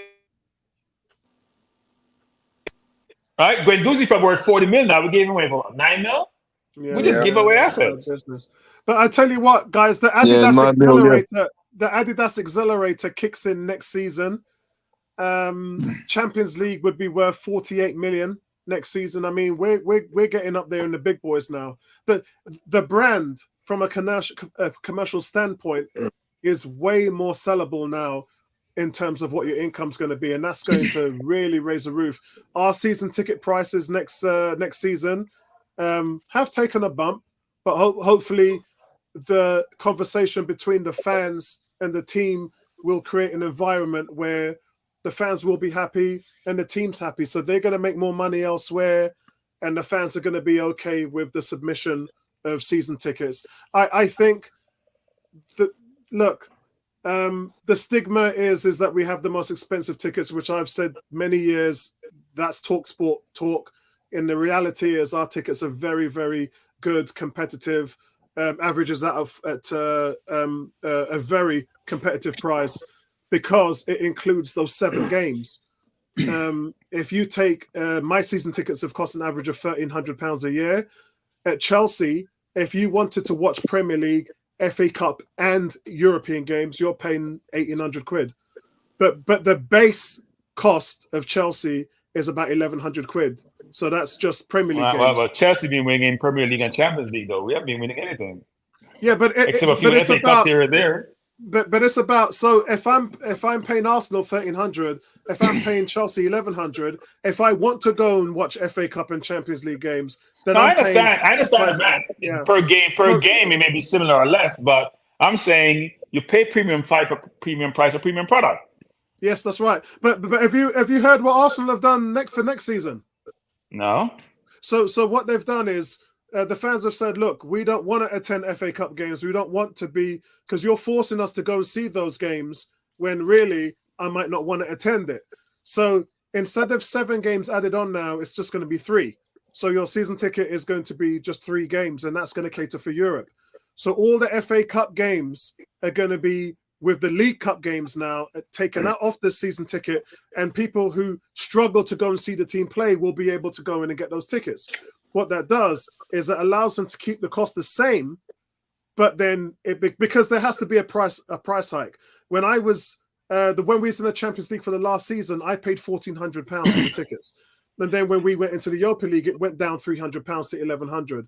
So because we're in the Champions League now, there has to be that premium aspect to your season ticket. So I think telling us it's going to be £1,300 for 22 games is fair. It's fair for us because we see less games, pay a moderate price for season tickets, so it doesn't increase as much. And it generates more income for the team because now all FA Cup games will be able to be charged at the going category A, B, and C rate. So it is fair for everybody. Can somebody explain to me how Nick Pope didn't get a red card in that play? I don't get it. I'm sorry. How did he get a red card in that play where he lost the ball in the box and the player got around him and he bumped him and player fell over? That's crazy. But anyway. So, guys, closing comments. Tony, happy today? Yeah, very much so. You know, sets me up for hopefully what will be a good week, because obviously all roads lead to Thursday, the second leg, finally poised at 2-2. You know, Arsenal have got to be favourites to win the home leg. But, you know, I don't want to, like, say it's clean sailing. I don't want to be overconfident. I do want, as I said, I do want Saka to get rested on Thursday. I'd actually wouldn't even put him in the squad. I'd just say, like, look, have the day off, have a rest. Seeing players coming back, seeing players getting minutes, is giving me it's taken that worry that I had off in February, when I was like, oh no, if we get an injury to Eddie, we were going to be stuffed. So now to see that, you know, we've got through that break, even though we now killed Eddie, it's just like a little weight off my shoulders that, yeah, the boys are coming back. We're getting that full squad back to its possibly its strongest situation. So yeah, I'm pretty pumped up now. I'm pretty pumped up. Excellent. What about you, Gary? Yeah, pleased with the victory today. Pleased with the performance. I think maybe the last couple of games where we've conceded a couple of goals may have been the kick up the arse that we needed, because today we fought for every ball right until the very last minute. You know, to the very last second, we was up for it. So I think that may stand us in good stead. On to Thursday, I'm expecting us to roll them over at the Emirates. I wouldn't leave Saka out the squad, but I'd leave him out the starting 11. I think we've got enough to go into that game without having to kill this young lad even more. And it's definitely on. It's in our hands. You know, we are the masters of our own fate. The squad's now back to full strength. Everyone that was injured is back. You know, Nelson's picked up more minutes today. Jesus picked up minutes, valuable minutes for him. He looks sharp. You know, you can see what he brings to the team. So full speed ahead. Isn't that important? Because when Nelson came back from his hamstring injury, he literally sat on the bench for 4 games, and it's like he couldn't even get on. And I was like, what on earth is going on there? He's already come on against Forest, scored 2 goals and got an assist, and you ain't even playing him. And it just goes to show, all these things shows you Arteta's mindset, doesn't it? It shows you that there's a trust level. If I let you on the field to play for my team, will you let me down? And it takes a while to get over that hump. And then when you're there, you're there. And then you have to, and as I said, Monday sessions are fun because they have 2 film sessions and 1 light training session. And if you're a Nelson, you've got to be great sitting with the whole team, seeing yourself and the footage there being analyzed. Albert Headphones does he does the analytics on the film reviews, and it's got to be fun for a young player to see that you're a part of something. And I think that's what they was trying to get with Nketiah. They wanted him to be a part of the party, and it didn't work, you know, because he's the only player. Every other player has played a part of something to do with this season. They've had an input, and he was the only player, Jakob Nketiah, who hadn't played any part this season. So I think by shoehorning him last week, they really thought it was a good idea, and I didn't think it was. I didn't think it was the right thing to do. Yeah, I thought that was a very strange decision. Yeah, and really it should have been Rob Holding. Shout out to Richo63. He's an Everton fan. He said good evening, Everton fan. Massive 3 points. Yeah, it definitely was, bro. It definitely was. I gotta be honest with you. I don't know how your Everton manager is dealing with all these changes now. They were in a bad place, man. But let's see what happens with them. There's a lot of the person that should be worried now is Brendan Rodgers. I thought that Brendan Rodgers was just getting Leicester out of a hole, and they look like they're going straight back in one. Bertram, what's your thoughts on today? I'll say this: if you're any place but 11th place, you should be worried. Right. If you're any place but 11th place, you should be worried. Palace hasn't won a game in 9, you should be worried. If you're in 12th place and down, you should be worried. 4 points You know who separate that those was teams. directed at, Bertram? Huh? You know who that was directed at? Oh. That was directed at Patrick Vieira. There's rumblings now that he has a meeting with the owner on Monday. They were unlucky yesterday. I think so. It's a bad thought by Elise, but they still haven't won. They had the worst record in 2023, so it's not a good look. They haven't had a shot on target in 3 Premier League games consecutively. But that's not him. That's the player. Right? You can't go shoot for them. Yeah, guys, 6 wins in their last 26 games. Yeah. Guys, did Conor Gallagher go back to them? No, he's at Chelsea. He played yesterday for Chelsea. That's what I thought. Yeah, because they tried to get him back in January, didn't they? Yeah, no. Laconga's getting game time and playing well. The problem is he keeps playing. What's his name?